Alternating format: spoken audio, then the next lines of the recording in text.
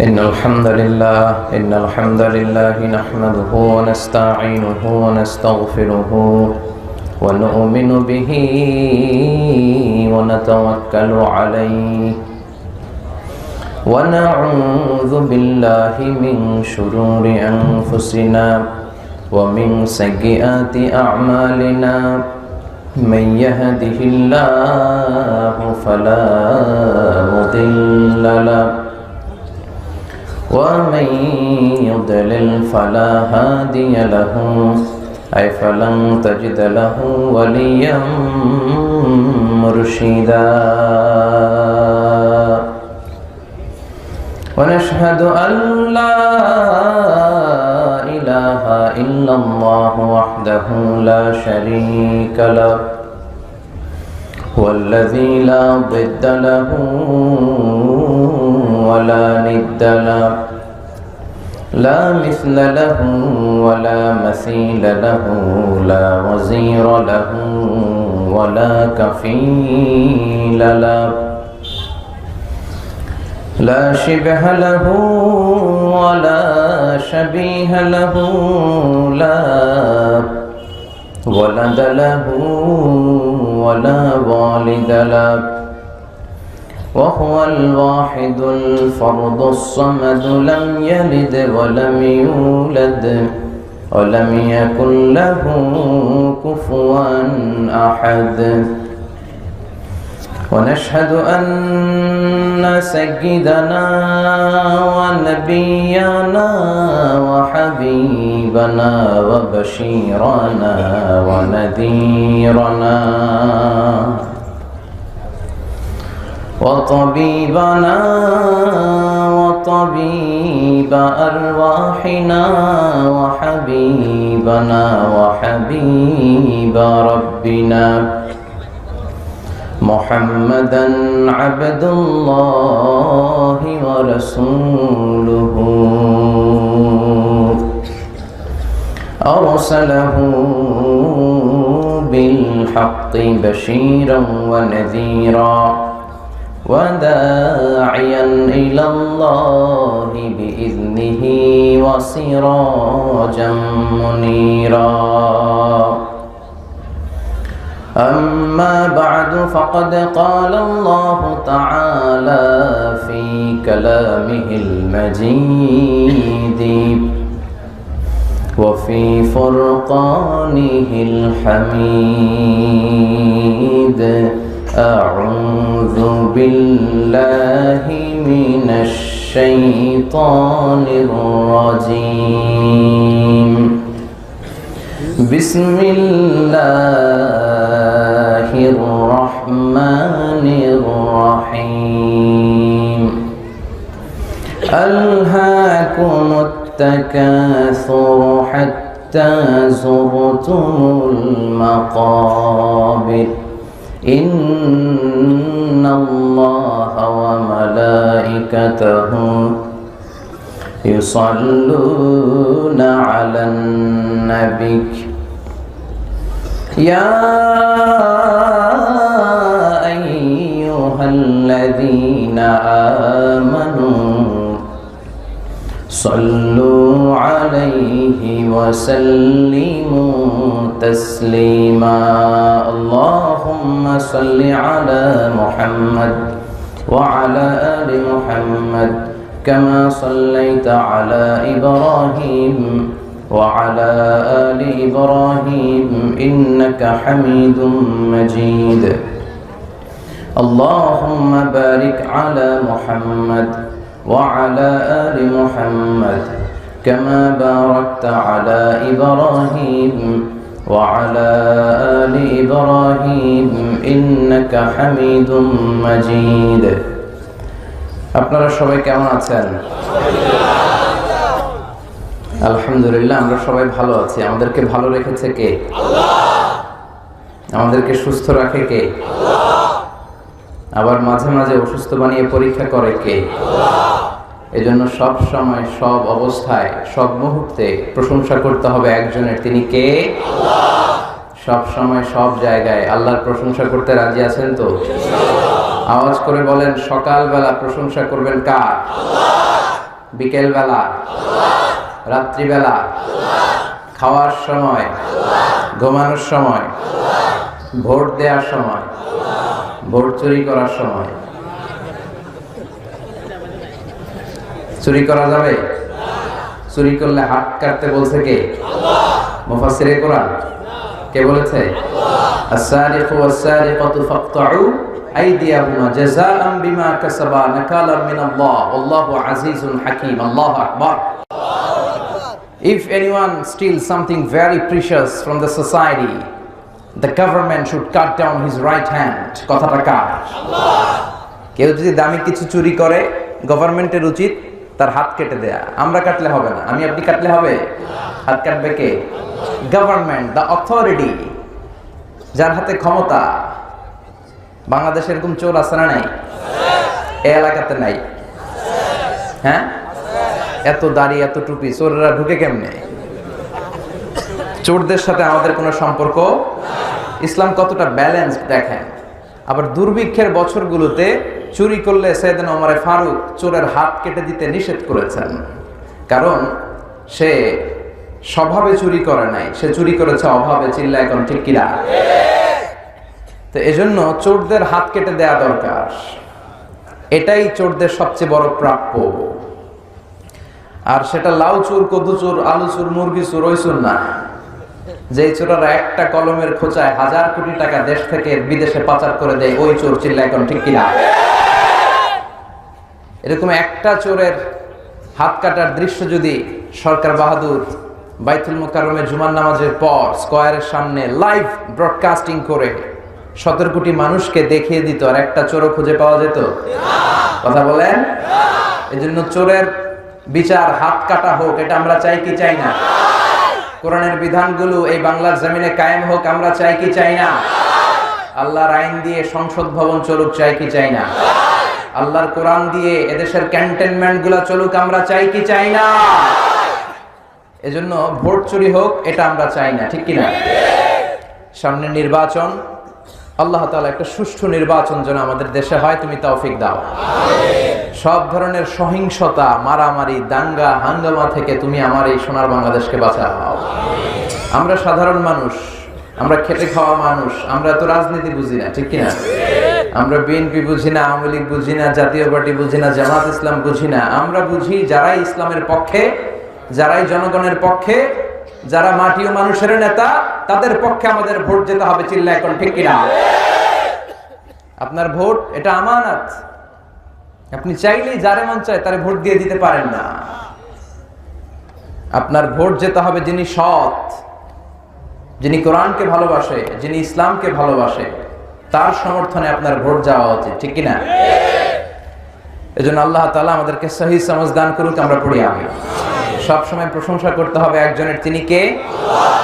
তার প্রশংসা করে শেষ করা যায় না, যায়? তার তাসবিহ পাঠ করে শেষ করা যায় না, যায়? তার নামের জিকির করে শেষ করা যায় না, যায়? কারণ তার নামে এত মধু আছে, পৃথিবীর আর কোনো নামে এত মধু নাই, ঠিক কিনা? তার নামটা এত চমৎকার নাম, যে নামটা আমরা বিপদে পড়লে জপি। আমরা অসুস্থ হলে কারে ডাকি? তুফান আসলে কারে ডাকি? বন্যার সময় কারে ডাকি? আমি একবার বরিশালে গিয়েছিলাম, বাসে করে ফিরে আসতেছি লঞ্চে, মাঝ পথে তুফান। লঞ্চের সবাই তখন জিকির করতেছে কার? মুসলমানরাও দেখি আল্লাহর ডাকে, হিন্দুরাও ডাকে। ঝড় থেমে যায়, সবার জিকিরও থেমে যায়। আবার ঝড় শুরু, জিকিরও শুরু। এরকম ডাকাইতে আছে না নাই? কামে লাগলে আল্লাহর ডাকে, আছে না নাই? হঠাৎ আবার ঝড় শুরু, লঞ্চ কেঁপে উঠলো, সবার মুখে চিৎকার, বাঁচাও। আমি বললাম, কে বাঁচাইব? কে? হুজুর আপনি বাঁচাও। হুজুর দোয়া করেন, আপনি আল্লাহর মানুষ, আপনি দোয়া জানেন, আপনি বাঁচান। আমি বললাম, আমারে বাঁচাবে কে?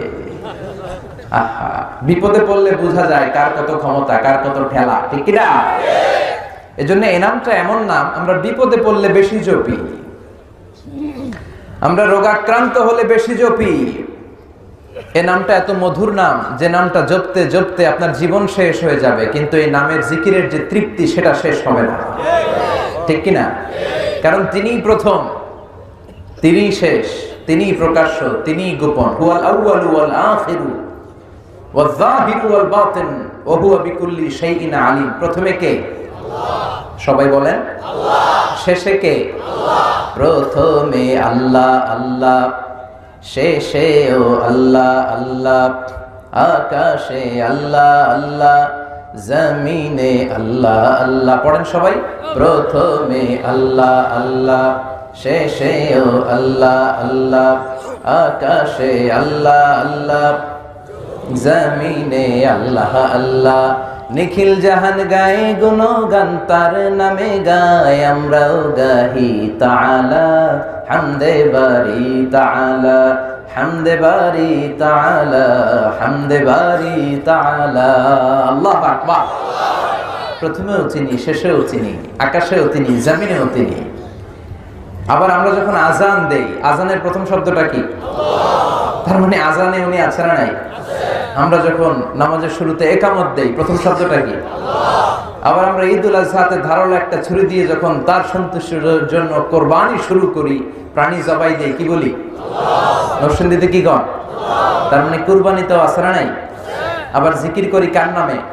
তার মানে আজানে আল্লাহ আল্লাহ, একামাতে আল্লাহ আল্লাহ, কুরবানিতে আল্লাহ আল্লাহ, জিকিরে আল্লাহ আল্লাহ। পড়েন পড়েন, আজানে আল্লাহ আল্লাহ, একামাতে আল্লাহ আল্লাহ, কুরবানিতে আল্লাহ আল্লাহ, জিকিরে আল্লাহ আল্লাহ।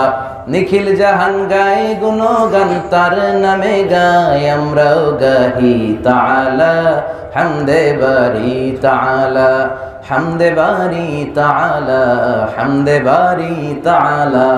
আল্লাহু আকবার। কি এক মধুর নাম, সারা জীবন জপলেও মনে হয় শেষ হবে না, ঠিক কি না? এজন্য সব সময় তার নামের প্রশংসা চলবে। রাজি আছেন সবাই? প্রশংসা করব না কেন? কেন করব না? ওয়া ইন তা'উদ্দু নি'মাতাল্লাহি লা তুহসুহা। আল্লাহ বলেন এত নিয়ামত তোকে দিয়েছি, গুনে দেখ, গুনে শেষ করা যাবে। ঠিক যে মুহূর্তে এখন আমরা তাফসীর মাহফিলে বসে আছি, আরামসে কথা শুনছি, ঠিক এই মুহূর্তে অনেকের জীবনে দুর্ঘটনা ঘটে যাচ্ছে। অনেকের ডাকাতের কবলে পড়ে সব হারাচ্ছে। অনেকের হসপিটালের বেডে শোয়া, ক্যান্সারে আক্রান্ত, দুরারোগ্য ব্যাধি। আমরা হিসাব মিলাই আল্লাহ কি দিল কি দিল না, কত কিছু পাইলাম না। ওর কোনো হিসাব নাই, ও কিচ্ছু চায় না, ও খালি বাঁচতে চায়। ক্যান্সারে আক্রান্ত রোগীটা শুধুমাত্র কি চায়? এজন্য কি পেলাম আর কি পেলাম না সেটার হিসাব করবেন না, বেঁচে যে আছি এই জন্য আলহামদুলিল্লাহ। মনিব যে বাঁচিয়ে রেখেছেন এজন্য আলহামদুলিল্লাহ, ঠিক কি না? এজন্য বিপদে আপদে, সকালে বিকালে, শীতকালে গ্রীষ্মকালে প্রশংসা চলবে একজনের, তিনি কে? সবসময় আল্লাহর প্রশংসা করতে রাজি আছেন তো? আল্লাহ তুমি আমাদেরকে সহি সমঝ দান করো। আজকের মাহফিলে আসতে পেরে খুশি না বেজার? সবাই খুশি? আসুন হৃদয় নিংড়ানো মনের সবটুকুন ভালোবাসাকে উজাড় করে দিয়ে, সিংহ শার্দুলের মতো গর্জন করে, আকাশ বাতাস প্রকম্পিত করে, মন প্রাণ বুক মুখ একসাথে করে, দেহের সবটুকুন শক্তি গলার এই মাঝ বরাবর এনে আমরা অফিসিয়ালি আজকে আল্লাহকে একটা থ্যাঙ্কস দিয়ে দিই। শুরুতেই ধন্যবাদ দিয়ে দেই, শুকরিয়া দিয়ে দেই। আসুন সবাই পড়ি বিশ্বনবী শেখানো সে কালিমাতুশ শুকর, আলহামদুলিল্লাহ। পড়েন, রব্বানা লাকাল হামদ হামদান কাসীরান তাইয়িবান মুবারাকান ফীহি ইয়া রাব্বি লাকাল হামদু কামা ইয়ানবাগি লিজালালি ওয়াজহিকা ওয়া আযীমি সুলতানিকা, লাকাল হামদু বিল ঈমান, লাকাল হামদু বিল ইসলাম, লাকাল হামদু বিল কুরআন। প্রশংসা করলাম কার? সব সময় যেন আমরা আল্লাহর প্রশংসা করতে পারি। আল্লাহ তুমি তৌফিক দাও। বীরপুর বাইতুন নূর জামে মসজিদের উদ্যোগে এলাকাতে অনেক বীর পুরুষ আছে মনে হয় না? বীরপুর, মাশাআল্লাহ, চমৎকার নাম। নামগুলো খুব আজীব। এক এক দিন এক এক জেলায় এক এক থানাতে যাই তো নতুন নতুন অনেক নামের সাথে আমাদের পরিচয় ঘটে। বীরপুর, আল্লাহ বীরপুর এলাকার লোকদেরকে তুমি ইসলামের জন্য বীর পুরুষ হিসেবে কবুল করো। 10ম বার্ষিক ইসলামী মহাসম্মেলন, তার মানে 10 বছর ধরে এই ময়দানে কোরআনের কথা হয়, তাই না? এই কথাগুলো জারি থাক, মাহফিলগুলো চালু থাক, চাই তো? মাহফিল বন্ধ করে দিবেন না তো আবার? আলহামদুলিল্লাহ। নির্বাচনকে কেন্দ্র করে অনেক মাহফিল বন্ধ হয়ে যাচ্ছে, ঠিক কিনা? আবার অনেক এলাকায় জনপ্রতিনিধি যারা আছে, ইসলামের নাম শুনলে চুলকানি আছে না নাই? কিন্তু আপনাদের বীরপুর এলাকার জনপ্রতিনিধিরা খুব ভালো, আল্লাহওয়ালা, ইসলামকে পছন্দ করে, তার প্রমাণ তারা মাহফিলকে বন্ধ করে নাই, মাহফিলের অনুমতি এনে দিয়েছে, ঠিক কিনা? আল্লাহ তাদেরকেও তুমি কবুল করো। আজকের প্রোগ্রামের প্রধান অতিথি আলহাজ মনজুর এলাহি, চেয়ারম্যান উপজেলা পরিষদ নরসিংদী সদর। এসেছেন উনি? আসতে পারেন না। সভাপতি হচ্ছেন আলহাজ ফারুক উদ্দিন ভুইয়া। এসেছেন? আচ্ছা, উনি আসে নাই, ঠিক আছে। প্রধান বক্তা আমি চলে আসছি। এরপরে আমার আগে কথা বলেছেন শায়েখ সিফাত হাসান ভাই, খতিব ভাসান টেক বাজার, কেন্দ্রীয় জামে মসজিদ, ঢাকা। চমৎকার কথা বলে। আমার ব্যাপারে বলে গেল আমারে নাকি মিডিয়াতে দেখা যায়, আমি তো ওনারেও মিডিয়াতে দেখি। মাশাআল্লাহ, আল্লাহ কবুল করুক। এই ইয়াংরা যত আসবে দাওয়াতি ময়দানে, দাওয়াতি ময়দানটা উর্বর হবে, ঠিক কিনা? কারণ যুবকদেরকে জেগে থাকতে হবে। যুবকরা যদি জেগে থাকে ভালো থাকবে বাংলাদেশ। যুবকরা যদি কোরআনের পক্ষে আসে ভালো থাকবে আমার লাল সবুজের পতাকা। যুবকরা হচ্ছে এদেশের অতন্দ্র প্রহরী। কারণ এই যে একদিন পরে 16 ডিসেম্বর যে বিজয় আল্লাহ তাআলা আমাদেরকে দান করেছে, এটা কি বয়স্করা আনছে? বয়স্করা দোয়া করেছে মুক্তিযুদ্ধের সময়, স্বাধীনতার সময় তারা সাহস জুগিয়েছে, কিন্তু অস্ত্র হাতে আমার দামাল ছেলেরা এগিয়ে গিয়েছিল। জোরে কোন ঠিক কিনা? এজন্য যুবকদের আছে প্রাণ ঢালা উচ্ছ্বাস, তাদের রক্ত গরম, তারা চাইলে অনেক কিছু করতে পারে। এজন্য যৌবনটাকে ইসলামের জন্য কাজে লাগানোর দরকার আছে না নাই? আমাদের শায়েখ সিফাত হাসান বাংলার তৌহিদ প্রিয় যুবক ছেলেদের আইকন। এরকম আইকন যত বেশি হবে বাংলার জমিনে, ততই বেশি রহমত আর বারাকা আসবে আল্লাহর পক্ষ থেকে, ঠিক কিনা? আল্লাহ আমার প্রিয় ভাইকে তুমি কবুল করো। কথা বলেছেন হযরত মাওলানা রুহুল আমিন সাহেব, হযরত মাওলানা জহিরুল ইসলাম খান সাহেব। চমৎকার কথা বলেছেন। যারাই বলেছেন নিঃসন্দেহে সত্য কথা বলেছেন, কারণ কোরআন থেকে যারাই বলে তাদের কথাগুলো সত্য হয়, মিথ্যার কোনো মিশ্রণ থাকে না, ঠিক কিনা? এজন্য কোরআনের সাথে আমাদের সম্পর্ক বাড়াতে হবে। রাজি আছেন তো? বিশ্বের সবচাইতে এই নন্দিত কিতাবটা আজকে সবচাইতে অবহেলিত। এখন এটা পড়ার সময়ও আমাদের নাই, এটা আমরা সেলফে রেখে দিয়েছি। কোথায়? কথা বলে। Quran is not for your bookshelf, Quran is for yourself. কোরআন তোমার বুক সেলফের জন্য নয়, কোরআন ফর ইউর সেলফ, কোরআন তোমার জন্য। আর বুক সেলফেও যখন রাখেন, নিচের তাকে রাখে না, সবচেয়ে উপরের তাকে, যাতে আর কেউ ধরতে না পারে। মাকড়সার বাসা পড়ে কোরআনের বেহাল দশা, ঠিক কিনা? আপনাদের এলাকায় এরকম হয় না? নাকি সবাই কোরআন তেলাওয়াত করেন প্রতিদিন? প্রতিদিন কোরআন তেলাওয়াত করার দরকার আছে না নেই? কথা বলেন।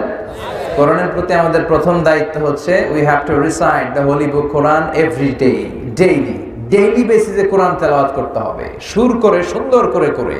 বিষ্ণু বলেছেন মান লাম ইয়াতাগান্না বিল কোরআন ফালাইসা মিন্না, যে গুনগুন করে সুর দিয়ে কোরআন পড়ে না সে আমার উম্মত হতে পারে না। এজন্য আরব শায়েখদের সুরগুলোকে ইমিটেট করে কোরআন তেলাওয়াত করতে হবে প্রতিদিন। এমন কিতাব যে কিতাব পড়লেও লাভ, ধরলেও লাভ, শুনলেও লাভ। সুবহানাল্লাহ। এই কিতাবটা এমন কিতাব, বিশ্বনবী বললেন একটা অক্ষর তেলাওয়াত করলে আমলনামায় 10টা নেকি দিয়ে দেয় কে? একটা আয়াত তেলাওয়াত করলে জান্নাতের বিল্ডিং এক এক তলা করে উঁচা করে দেয় কে? এমন কিতাব, পড়লেও লাভ, শুনলেও লাভ। যদি শুনেন আকাশ থেকে রহমতের বাড়িধারা ঝিরি ঝিরি করে আপনার উপর বর্ষণ করবে কে? এজন্য কোরআন তেলাওয়াত করতে হবে। How to increase the attachment with the holy Quran, কেমন করে এই কোরআনের সাথে আমাদের সম্পর্ক বাড়াতে হবে। তার প্রথম দায়িত্ব হচ্ছে, প্রথম পয়েন্ট হচ্ছে যে কোরআন তেলাওয়াত করতে হবে প্রতিদিন। তেলাওয়াত নাই, হাফেজ সাহেবদের বেহাল দশা, তেলাওয়াত করে না। এরকম হাফেজ আছে না নাই? তেলাওয়াত করতে হবে ধীরে ধীরে। অনেকে এত দ্রুত কোরআন তেলাওয়াত করে, কোরআন তাদেরকে রহমত না দিয়ে লানত দেয়। রুব্বা কারি লিল কোরআন ওয়াল কোরআনু ইয়ালআনুহু। কোরআনের এমন কিছু কারি আছে যাদেরকে কোরআন রহমতের বদৌলতে লানত দেয়। পড়েন নাউযুবিল্লাহ। আপনাদের নরসিংদীতে তারাবির কি অবস্থা? দ্রুত চলে নাকি? হ্যাঁ, এই জামিয়া কাসিমিয়ার মতো এত বড় মার্কাজ থাকতে এখানেও এগুলো চলে না। দ্রুত কোরআন পড়া যাবে না, ধীর স্থির ভাবে তারতিলের সাথে, ওয়ারাতিলিল কোরআনা তারতিলা, তারতিলের সাথে, তাজবিদের সাথে, তাহসিনের সাথে মাখারিজুল হুরুফ গুলো আদায় করে করে কোরআন পড়তে হবে। তবেই এক অক্ষরে 10 নেকি, 10টা রিওয়ার্ড আমলনামায় দিবে কে? কিন্তু আমরা তারাবির সময় এমন ভাবে তেলাওয়াত শুরু করে দেই, জাপানের বুলেট প্রুফ যে ট্রেনগুলো আছে ওগুলোও ফেল, ঠিক কিনা? শেখ আব্দুর রহমান আস-সুদাইস যখন কাবা ঘরের ইমাম হয়ে নামাজ পড়ান, উনি তেলাওয়াত শুরু করে দিয়ে আযাবের আয়াত আসলে চিৎকার দিয়ে কেঁদে দেন। ফালিয়াবুদু রাব্ব হাযাল বাইত। এবার হজেও দেখলাম প্রথমে যে 8 দিন টানা আমি ওনাকে পেয়েছি, মাগরিব, এশা আর ফজরের সালাতে। সূরাতুল কুরাইশ যখন তেলাওয়াত করতেন, ফালিয়াবুদু রাব্ব হাযাল বাইত, এই ঘরের রবের ইবাদত করো, ঘরটা কিন্তু সামনে, সুবহানাল্লাহ বলবেন না? এই আয়াতটা যখন তেলাওয়াত করতেন চিৎকার দিয়ে উঠতেন। যারা অর্থবস্তু পেছনে আরব দেশের মুসল্লিরা তারাও কাঁদে, মাঝে মাঝে আযাবের আয়াত আসলে চিৎকার দিয়ে শুধু কাঁদে, মুসল্লিরাও কাঁদে, এর কারণ অর্থ বুঝে। আর জান্নাতের আয়াত আসলে সাবলীল কণ্ঠে তেলাওয়াত শুরু করে দেয়, হৃদয়টা ঠান্ডা হয়ে যায়। কিন্তু আমাদের হাফিজ সাহেবরা যখন রমজানে পড়ায়, কখন জাহান্নাম গেল,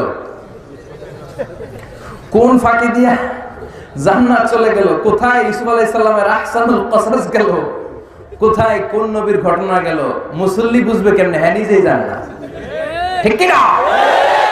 বেহাল দশা। এজন্য খবরদার, কোরআনকে মন গড়া পড়া যায় না। রাত্তিলিল কোরআনা তারতিলা। এজন্য কোরআনের প্রতি আমাদের প্রথম দায়িত্ব হচ্ছে কোরআনের রেসাইটেশন, আবৃত্তিটা জানতে হবে, কেমন করে করতে হয়, 1 নম্বর দায়িত্ব। 2 নম্বর দায়িত্ব, কোরআন শুনতে হবে। আমরা গান শুনি, অভ্যাস আছে না অনেকের, MP3 দিয়ে গান শুনি। গান না, কোরআন শুনতে হবে, ঠিক কি না? কোরআন শুনলে রহমত নাজিল করে কে? আল্লাহ। লাআল্লাকুম তুরহামুন, রহমতের বারিধারা নাজিল হয়। শুধু তেলাওয়াত করলেই চলবে না, শুনতে হবে। 3 নম্বর দায়িত্ব হচ্ছে কোরআন অন্যকে শিখাইয়া দিতে হবে। খায়রুকুম মান তাআল্লামাল কুরআনা ওয়া আল্লামাহু, the best person among you who reads Quran by himself and teaches it to others. তোমাদের মধ্যে সবচেয়ে সেরা ওই ব্যক্তি যে নিজেও কোরআন পড়ে অন্যেরও শেখায় দেয়। পড়েন সুবহানাল্লাহ। আপনি সূরাতুল ফাতিহাটা শুধু জানেন, এটাই অন্যের শিখান। আপনার কাছ থেকে শেখার কারণে সারা জীবন ওই লোকটা যতবার সূরা ফাতিহা পড়বে নামাজে, তার সওয়াব ঠিকই থাকবে, কিন্তু ওইখান থেকে একটা পার্সেন্টেজ সওয়াব আপনার আমলনামায় ঢুকায়া দিবে কে? শুধু সূরা ফাতিহা শিখাইছেন একজনের, কি শিখাইছেন? সূরা ফাতিহা ছাড়া নামাজ হয়? আজীবন সে যতবার সূরা ফাতিহা পড়বে ওইটার একটা পার্সেন্টেজ সওয়াব আপনার অ্যাকাউন্টে পাঠিয়ে দিবে কে? আল্লাহ। এজন্য কোরআন শিখবা এবং শিখাবো, রাজি আছেন তো? স্ত্রীকে শিখাবেন, স্বামী যদি ভালো জানেন। আর স্বামী যদি ভালো পড়তে না পারেন, স্ত্রীর ছাত্রী হয়ে যাবেন, ছাত্র হয়ে যাবেন। আপনার সন্তানরা যদি দেখে যে আব্বা আম্মাকে কোরআন শোনায়, আম্মা আব্বারে কোরআন শোনায়, এই ছেলেটাও তো কোরআনওয়ালা হয়ে বড় হবে, ঠিক কি না? তারা যেটাই দেখে ওইটাই অনুকরণ করতে চায়। ছেলেমেয়েরা বয়ান শোনে না, তারা যেটা দেখে ওইটা শোনে বেশি, ঠিক কি না? আপনি সারাদিন যদি বলেন বাবা মোবাইল ধরিস না, মোবাইল ধরিস না, ও ধরবেই, কারণ আপনার হাতেও মোবাইল, আপনার বউয়ের হাতেও মোবাইল। আপনার হাতে যদি একটা বই থাকতো, আপনার ওয়াইফের হাতে যদি একটা বই থাকতো, ওরে ওয়াজ করা লাগতো না, ওর হাতেও বই থাকতো, চিল্লায় করো, ঠিক কিনা? এজন্য কোরআন তেলাওয়াত করতে হবে, শুনতে হবে, অন্যকে শেখাতে হবে। এরপরে কোরআনের প্রতি আমাদের দায়িত্ব হচ্ছে মেমোরাইজেশন অফ দ্য হোলি কোরআন। কোরআনকে মুখস্থ রাখতে হবে। অনেকে মনে করে যারা হেফজখানায় পড়ে তাদেরই শুধু দায়িত্ব কোরআন হেফজ করা, এরকম একটা আইডিয়া আমাদের সমাজে আছে না? নাই? নরসিংদীতে মনে হয় এরকম নাই? আছে? বাপের 5 পোলা, একটারে পড়াইছে হেফজখানায়, তুই মুখস্থ করবি 30 পারা, আর আমরা 4 ভাই 1 পারাও করব না, আছে না? নাই? নো, এটা একটা গ্লোবাল রেসপন্সিবিলিটি ফর দ্য উম্মাহ। পুরো মুসলিম উম্মার দায়িত্ব কোরআনকে হেফজ করা। আপনার ভাই হেফজখানায় পড়ে, ও 30 পারা করবে, কিন্তু আপনি করবেন 10 পারা, আপনার বোন করবে 5 পারা, আপনার মা করবে 2 পারা। প্রত্যেকের কয়েকটা জুজ মুখস্থ সিনার ভেতরে থাকার দরকার আছে না? নাই? এজন্য কোরআনকে হেফজ রাখতে হবে হৃদয়ে। সর্বশেষ যে দায়িত্ব কোরআনের প্রতি, এটা হচ্ছে সবচেয়ে গুরুত্বপূর্ণ দায়িত্ব, সেটা হচ্ছে কোরআনের অর্থ বোঝা, মাতৃভাষায় কোরআনকে বোঝা। আপনি in the day of judgement আল্লাহরে বলতে পারবেন, আল্লাহ আমি আরবি বুঝি নাই, কি কইছে আমি বুঝতে পারিনি, আমার ভাষা ছিল বাংলা। আল্লাহ এটা হয়তো মেনে নেবে, কিন্তু বাংলায় আল্লাহ আমি কোরআন বুঝি নাই, এটা আল্লাহ মানবে? কথা বলেন। অ্যান্ড্রয়েডের এই সেটগুলোর ভিতরে এখন কোরআনের বঙ্গানুবাদ পাওয়া যায়। বাজারে ইসলামী লাইব্রেরিগুলোতে কোরআনের অনুবাদ পাওয়া যায়। বুখারীর এখন বঙ্গানুবাদ পাওয়া যায়। এজন্য আল্লাহ কি বললেন জানতে মনে চায় না? যা বলার আল্লাহ সব বলে দিয়েছেন, এবং এই কথাগুলি আমাদের জন্য যথেষ্ট। কোরআনে শুরু হয়েছে বা দিয়ে আর শেষ হয়েছে মিনাল জিন্নাতি ওয়ান নাস, সিন দিয়ে। বা আর সিন মিলালে কি হয়? বাস। এবার বাসে চড়ে ঢাকা যাবেন নাকি? ওই বাস, এই বাস মানে যথেষ্ট, এনাফ, সাফিসিয়েন্ট, কাফি। আল্লাহ বুঝাতে চাইলেন যা দিলাম এই 30 পারা কোরআনে, এটাই তোমাদের জন্য বাস, যথেষ্ট।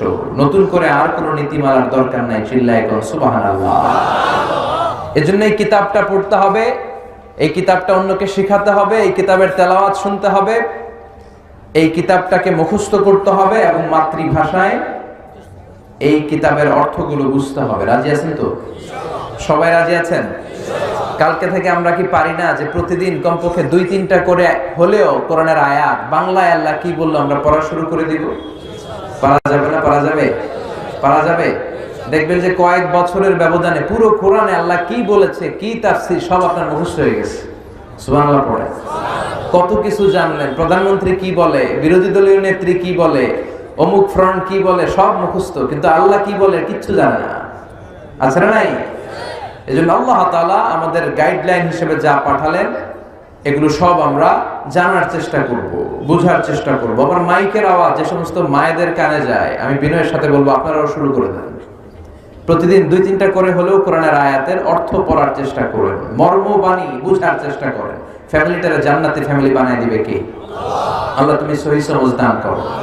শুনলাম একটা মহিলা প্যান্ডেলও আছে, তাই না? আছে। নারীদের জন্য খুব সংক্ষিপ্ত কথা, বিশ্বনবী আপনাদের জন্য একটা শর্টকাট দেখিয়েছেন। আল মারআতু ইযা সাল্লাত খামসাহা সামাত শাহরাহা আতাআত বা'লাহা হাফিজাত ফুরুজাহা ফালতাদখুল মিন আইয়ি আবওয়াবিল জান্নাতি শাআত। ও আমার নারীরা, ও আমার নারী উম্মতেরা, তোমরা যদি দুনিয়াতে শুধুমাত্র কেবলমাত্র 4টা কাজ করো। কয়টা? সবাই বলেন কয়টা? 4টা কাজ করলে জান্নাতের 8টা দরজা খুলে দিবে কে? আল্লাহ। বিশ্বনবী বললেন 1 নম্বরে যে নারী 5 ওয়াক্ত সালাত পড়ে, 2 নম্বরে যে নারী রমাদানের রোজা রাখে, 3 নম্বরে স্বামীর আনুগত্য করে, 4 নম্বরে প্রাইভেটস মানে লজ্জাস্থানের হেফাজত করে। এই 4টা কাজ যদি দুনিয়ার বুকে কোনো নারী করতে পারে, দুনিয়ার বুকে যদি কোনো নারী এই 4টা কাজের গ্যারান্টি দেয়, বিশ্বনবী তারে জান্নাতের 8টা দরজা দিয়ে ঢোকার গ্যারান্টি দেয়। সহজ না কঠিন? নারীদের জন্য সহজ না? 4টা কাজ করলে 8টা জান্নাতের দরজা খুলে দিবে কে? মায়েরা, বোনেরা, আপনাদের মডেল হচ্ছে বিশ্বনবীর স্ত্রীরা। সাইয়্যিদাতুনা আসিয়া আপনার মডেল, মারিয়াম আপনার মডেল, খাদিজাতুল কুবরা তাহেরা আপনার মডেল, কোন নায়িকা আপনার মডেল না। চিল্লা এখন ঠিক কিনা? কারণ বিশ্বনবীর স্ত্রীরা আমাদের আম্মা জান, এত সুন্দর আদর্শ আপনাদের জন্য তারা রেখে গিয়েছে। এগুলো যদি পালন করেন, পেটের ভেতর থেকে বড় বড় আল্লাহর ওলি পয়দা করে দিবে কে? বিশ্বনবীর প্রথম স্ত্রী ছিল খাদিজাতুল কুবরা তাহেরা, যে মহিলাটা সর্বপ্রথম মহিলাদের মধ্যে কালিমা পড়ে মুসলমান হয়েছে। সুবহানাল্লাহ বাড়িতে যায় বলে। বিশ্বনবী উনাকে এত ভালোবাসতেন, সহিহ মুসলিমের বর্ণনা, বিশ্বনবী বলতেন রুজিকতু ইন্নী রুজিকতু হুব্বাহা, আমি খাদিজার ভালোবাসাটা আল্লাহর পক্ষ থেকে রিজিক হিসেবে পেয়েছি। আবার আল্লাহরে বলছেন, আল্লাহ যেই কিয়ামতের কঠিন ময়দানে বাবা তার ছেলেরে চিনবে না, মা তার মেয়েরে চিনবে না, পীর সাহেব মুরিদরে চিনবে না, মুরিদ পীর সাহেবরে চিনবে না, ওই কঠিন বিপদের দিনে আমি আমার খাদিজারে যেন ভুলে না যাই, আমি আমার খাদিজারে যেন এই কঠিন দিনে চিনতে পারি। গরব আল্লাহু আকবার। এত ভালোবাসতেন। মা আয়েশা একদিন, সবসময় যখন বিশ্বনবী খাদিজার প্রশংসা করেন, একদিন বলেই বসলেন, সেই জাহিলি যুগে কোন এক বুড়ি আপনার বউ ছিল, এই মহিলার কথা এত বলেন কেন? আল্লাহকে আপনার সুন্দর সুন্দরী সুন্দরী বউ দেয় নাই? সুন্দরী সুন্দরী বউ দিয়ে নিজেকে বুঝাচ্ছে, কারণ বিশ্বনবীর একমাত্র কুমারী বউ ছিলেন তিনি। সুবহানাল্লাহ। ও নবী, ওই বুড়ি মহিলার কথা এত বলেন কেন? আম করে ভালো লাগে না? বিশ্বনবী রেগে গেলেন। বিশ্বনবী মা আয়েশার চোয়ালে এইভাবে ধরলেন। বিশ্বনবী কখনো তার স্ত্রীদের গায়ে হাত তোলেননি, শুধু কেবল ওই দিন এইভাবে আলতো করে ধরেছিলেন। এই আয়েশা, কি বললে? বুড়ি বলেছ খাদিজাকে? খবরদার! এই মহিলাটা এমন মহিলা, এই পৃথিবীতে একটা মহিলাকে আল্লাহ আরশের উপর থেকে সালাম দিয়েছে, সেটা আমার খাদিজা। সাইয়্যিদাতুনা খাদিজা ইন্তেকালের পরে বিশ্বনবীর কলিজাটা ভেঙে খান খান হয়ে যায়। জান্নাতুল মাআলার পাশে একটা রাস্তা আছে, শারে আল হাজুন, পাশে একটা পাহাড় আছে জাবালে হাজুন। ওই জাবালে হাজুনের পাদদেশে বিশ্বনবী নিজেই মা খাদিজাকে দাফন করেছে। দাফন শেষে দাঁড়িয়ে দাঁড়িয়ে কাঁদলেন, অনেক দোয়া করলেন। সাহাবারা সবাই চলে যায়, বিশ্বনবী যায় না। সাইয়েদনা আবু বকর ডেকে বলে, বিশ্বনবী চলেন ঘরে ফিরে যাই। সাইয়েদনা ওমর ফারুক বললেন, নবী চলেন ঘরে ফিরে যাই, অনেক তো হয়েছে, অনেক দোয়া হলো, এবার চলেন ঘরে ফিরে যাই। বিশ্বনবী বললেন, আবু বকর তোমার মনে চায় তুমি যাও, ও ওমর তোমার মনে চায় তুমি যাও, আমি যাব না। যেই মহিলাটাকে আমি মাটির মধ্যে এখন রেখে দিলাম, যেই নারীটাকে আমি মাত্র কবরস্থ করেছি, এটা সাধারণ কোনো মহিলা না, আমার বিপদের দিনের সঙ্গিনী খাদিজা। কেউ যখন আমারে শেল্টার দেয় নাই, তখন আমার খাদিজা আমারে ভুলে নাই। তোমরা যাও, আমি মুনকার নাকির আসা পর্যন্ত অপেক্ষা করব। খাদিজার কবরের প্রশ্নের জবাব দিতে যদি খাদিজার সমস্যা হয়, আমি নিজে খাদিজার কবরের 3টা প্রশ্নের জবাব দিয়ে তারপরে ঘরে ফিরে যাব রে আবু বকর। সাইয়েদনা জিবরাইল এসে ডেকে বললেন, নবী ঘরে যান, টেনশন আপনার না, টেনশন কার? আপনি চলে যান, দাঁড়িয়ে থাকার দরকার নাই। সাইয়েদাতুনা খাদিজা যদি কবরের প্রশ্নের জবাব দিতে কোনো ঝামেলায় পড়ে, আরশের উপর থেকে আল্লাহ নিজেই কবরের প্রশ্নের জবাব দিয়ে দিবে গো নবী। কি নারী ছিলেন, আজীবন বিশ্বনবীকে শেল্টার দিয়েছেন। এরকম পতি ভক্ত নারী গোটা বিশ্বে দ্বিতীয়টা নয়। আর এখন প্রতিভক্তি তো দূরের কথা, আমরা করি নারী ভক্তি। কথা কন, ওনারা আমাদেরকে ভক্তি করতে চায় না, বরং আমরাই ভক্তি না করলে খাওন জুটে না। কথা বলেন, ওই যে সবাই কয় ঠিক, মানে সবাই বড্ড ঝামেলায় আছে ঘরে। আহা, নারী নির্যাতনের মামলা হয়, পুরুষ নির্যাতনের কোনো মামলা নাই। আল্লাহর কাছে চোখের পানি ছাড়বেন খালি, কিচ্ছু করার নাই। মায়েরা, এই খাদিজাতুল কুবরা আপনার মডেল, আপনার জন্য আদর্শ। মা আয়েশা আপনার জন্য আদর্শ। কি নারী ছিল মা আয়েশা। বিশ্বনবী বললেন, আয়েশা ইন্নী রাআইতুকি ফিল মানামি সালাসা মাররাত, 3 বার আমি তোমার স্বপ্নে দেখেছি, 4র্থবার সাইয়েদনা জিবরাইল জান্নাতের রেশমি কাপড়ে মা আয়েশার চেহারাটা এনে বললেন, ও নবী দেখেন তো কেমন লাগে। বিশ্বনবী বললেন, ভালো লাগে। জিবরাইল বললেন, তাহলে বিয়ে হয়ে যাক। সুবহানাল্লাহ পড়েন। বিশ্বনবী বললেন, জিবরাইল তুমি যদি বিয়ের ঘটক হও, আল্লাহ যদি হয় কাজী, আমি মুহাম্মদ এই বিয়েতে রাজি। বিশ্বনবী সম্মতি প্রকাশ করলেন, আমি রাজি। আকাশ থেকে আল্লাহর কাছ থেকে ডিসিশন আসলো, বিয়ে হয়ে গেল দুজনের। কিন্তু ঘরে তো ফার্নিচার নাই, জাজিম বালিশ এগুলো কিচ্ছু নাই, আছে খালি সুখ। আছে কি? কথা কন। ও মিয়া, টাকা দিয়ে সুখ কিনা যায় নাকি? কিনা যায়? নরসিংদী বাজারে এমন কোন দোকান আছে সুখ বেচে? আমার অনেক দরকার সুখ, যাওয়ার সময় আমি গাড়িতে করে লয়ে যাবো। আছে? ও মিয়া, টাকা হলে গাড়ি কিনা যায়, বাড়ি কিনা যায়, সুখ কিনা যায় না। টাকা হলে বালিশ কিনা যায়, জাজিম কিনা যায়, ঘুম কিনা যায় না। কথা কন। ঘুম কিনা যায়? এদিকে কোনো ডাক্তার ঘুম বেচে? ডাক্তারের কাছে যে যদি বলেন এই 5,000 টাকার ঘুম দেন, ডাক্তার কবে, দূর মিয়া আমারই রাতে ঘুম আসে না, তোমারে কি ঘুম দিব আমি? তার মানে টাকা হলে জাজিম কেনা যায়, বালিশ কেনা যায়, কিন্তু ঘুম কেনা যায়? সুবহানাল্লাহ। সুখ, ঘুম এগুলো টাকা দিয়ে হয় না। বিশ্বনবীর ঘরে কোনো জাজিম নাই, বালিশ নাই। মাদুরের মধ্যে, চাটাইয়ের মধ্যে 2 জন শুয়ে থাকতেন রাতে। বিশ্বনবী তাহাজ্জুদের জন্য দাঁড়ালে মা আয়েশা বিশ্বনবীর সেজদার জায়গায় শুয়ে থাকতো। সেজদা দিতে গেলে মা আয়েশার চিমটি কাটলে মা আয়েশা পা সরাতেন। আবার সিজদা থেকে বিশ্বনবী দাঁড়িয়ে গেলে মা আয়েশা পা বিছিয়ে শুয়ে যেতেন। কি সুখ! এত ভালোবাসতেন মা আয়েশাকে, আদর করে ডাকতেন ইয়া আইশু। কি বলতেন? ইয়া আইশু। আবার ডাকতেন ইয়া হুমায়রা। আবার বিশ্বনবী বলতেন, আয়েশা কখন তুমি আমার উপর সন্তুষ্ট, আবার কখন তুমি আমার উপর নাখোশ, সবটাই কিন্তু আমি টের পাই রে আয়েশা। মা আয়েশা বললেন, ও নবী কখন আপনি বুঝেন যে আমি রেগে আছি, আর কখন বুঝেন আমি আপনার উপর খুশি? বিশ্বনবী বললেন, যখন তুমি রেগে থাকো তখন তুমি দোয়া করার সময় আল্লাহর ডেকে বলো, ও সাইয়েদনা ইব্রাহিমের আল্লাহ আপনি মদিনার উপর রহমত করেন, বরকত করেন। আর যখন তুমি আমার উপরে খুশি থাকো তখন দোয়ার সময় বলো, ও মুহাম্মদ সাল্লাল্লাহু আলাইহি সাল্লামের আল্লাহ, শেষ নবীর আল্লাহ আপনি রহমত দিয়ে মদিনাটাকে ভর্তি করে দেন। তার মানে যখন রেগে থাকো আমার নামটা মুখে নিতে চাও না, অন্য নবী দিয়া দোয়া চালায় দাও। সুবহানাল্লাহ পড়েন। মা আয়েশা ডেকে বললেন, নবী গো আমি তো শুধু মুখ দিয়েই আপনার নামটা উচ্চারণ করি না, কিন্তু কলিজা থেকে তো আপনারে বাদ দিতে পারি না গো নবী। শুধু মুখেই তো বলি না, কলিজায় তো আপনি আছেন। আল্লাহু আকবার। এত ভালোবাসতেন বিশ্বনবী মা আয়েশাকে মাঝে মাঝে কাঁধে তুলতেন, কাঁধে তুলে জানালা ফাঁক করে পর্দা সরিয়ে খেলাধুলা দেখাতেন। আবার মাঝে মাঝে একই বালতি থেকে পানি নিয়ে দুইজন গোসল করতেন। আবার মাঝে মাঝে রাত্রিবেলা দুইজনে দৌড়াদৌড়ি করতেন। আবার মা আয়েশা গ্লাসের পেয়ালার যে জায়গায় মুখ লাগিয়ে খাবার খেতেন, বিশ্বনবী খুঁজে খুঁজে ওই জায়গায় ঠোঁট লাগিয়ে খাবার খেতেন। আবার মা আয়েশা গোশত খাওয়ার পরে হাড্ডি রেখে দিলে বিশ্বনবী মা আয়েশার চোষা হাড্ডিটা নিয়ে মুখের ভেতরে দিয়ে আবার চুষতে শুরু করে দিতে।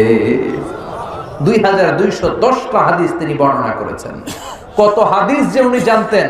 বিশ্বনবীর ঘরের যত বর্ণনা রেওয়ায়াত, এগুলো বর্ণনার জন্য আল্লাহ তাআলা মা আয়েশাকে টেপ রেকর্ডার করে পাঠিয়েছেন। সুবহানাল্লাহ।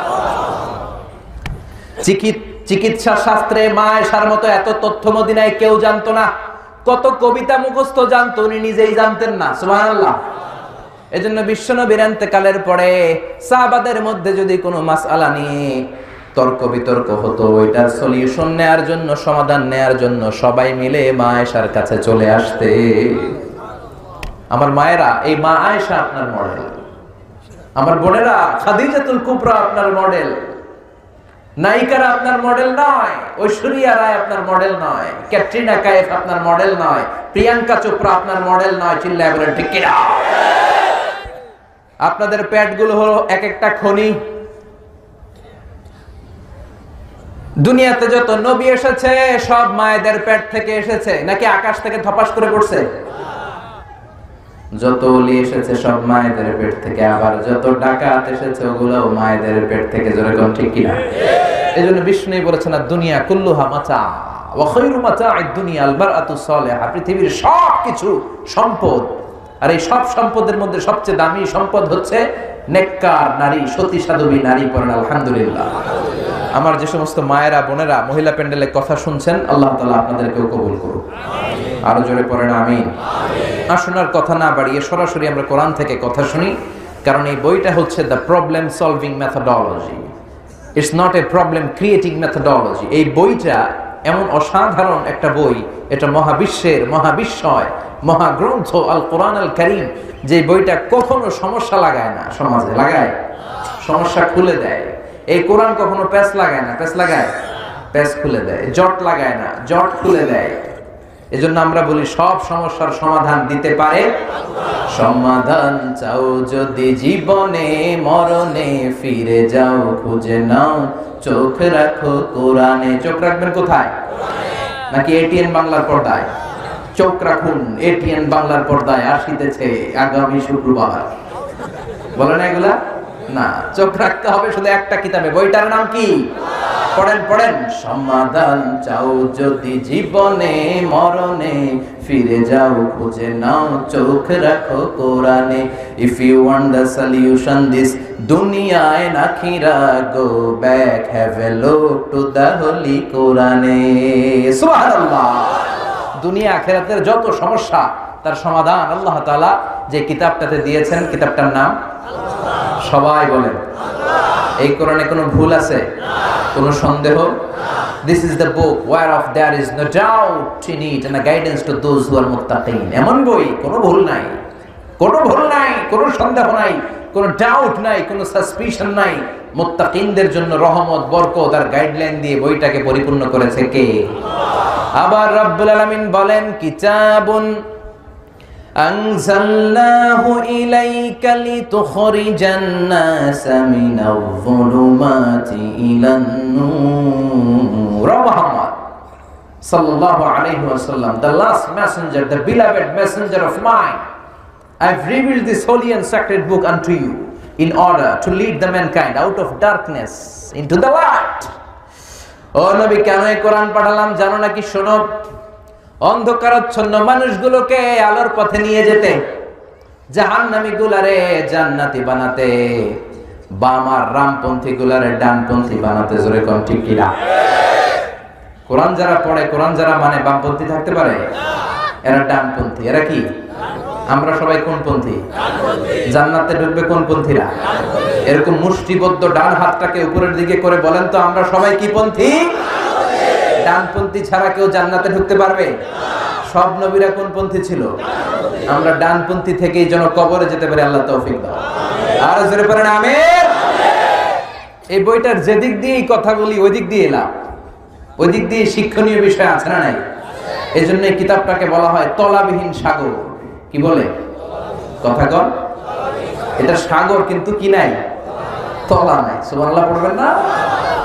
এত রহমত, এত বরকত, এত তথ্য উপাত্ত ইনফরমেশনের ছড়াছড়ি এই কিতাবের ভেতরে, অবাক হয়ে যেতে হয়। মানব প্রয়োজনে এমন কোন জিনিস নাই যে আল্লাহ তাআলা এই কিতাবের ভেতরে বলে নাই।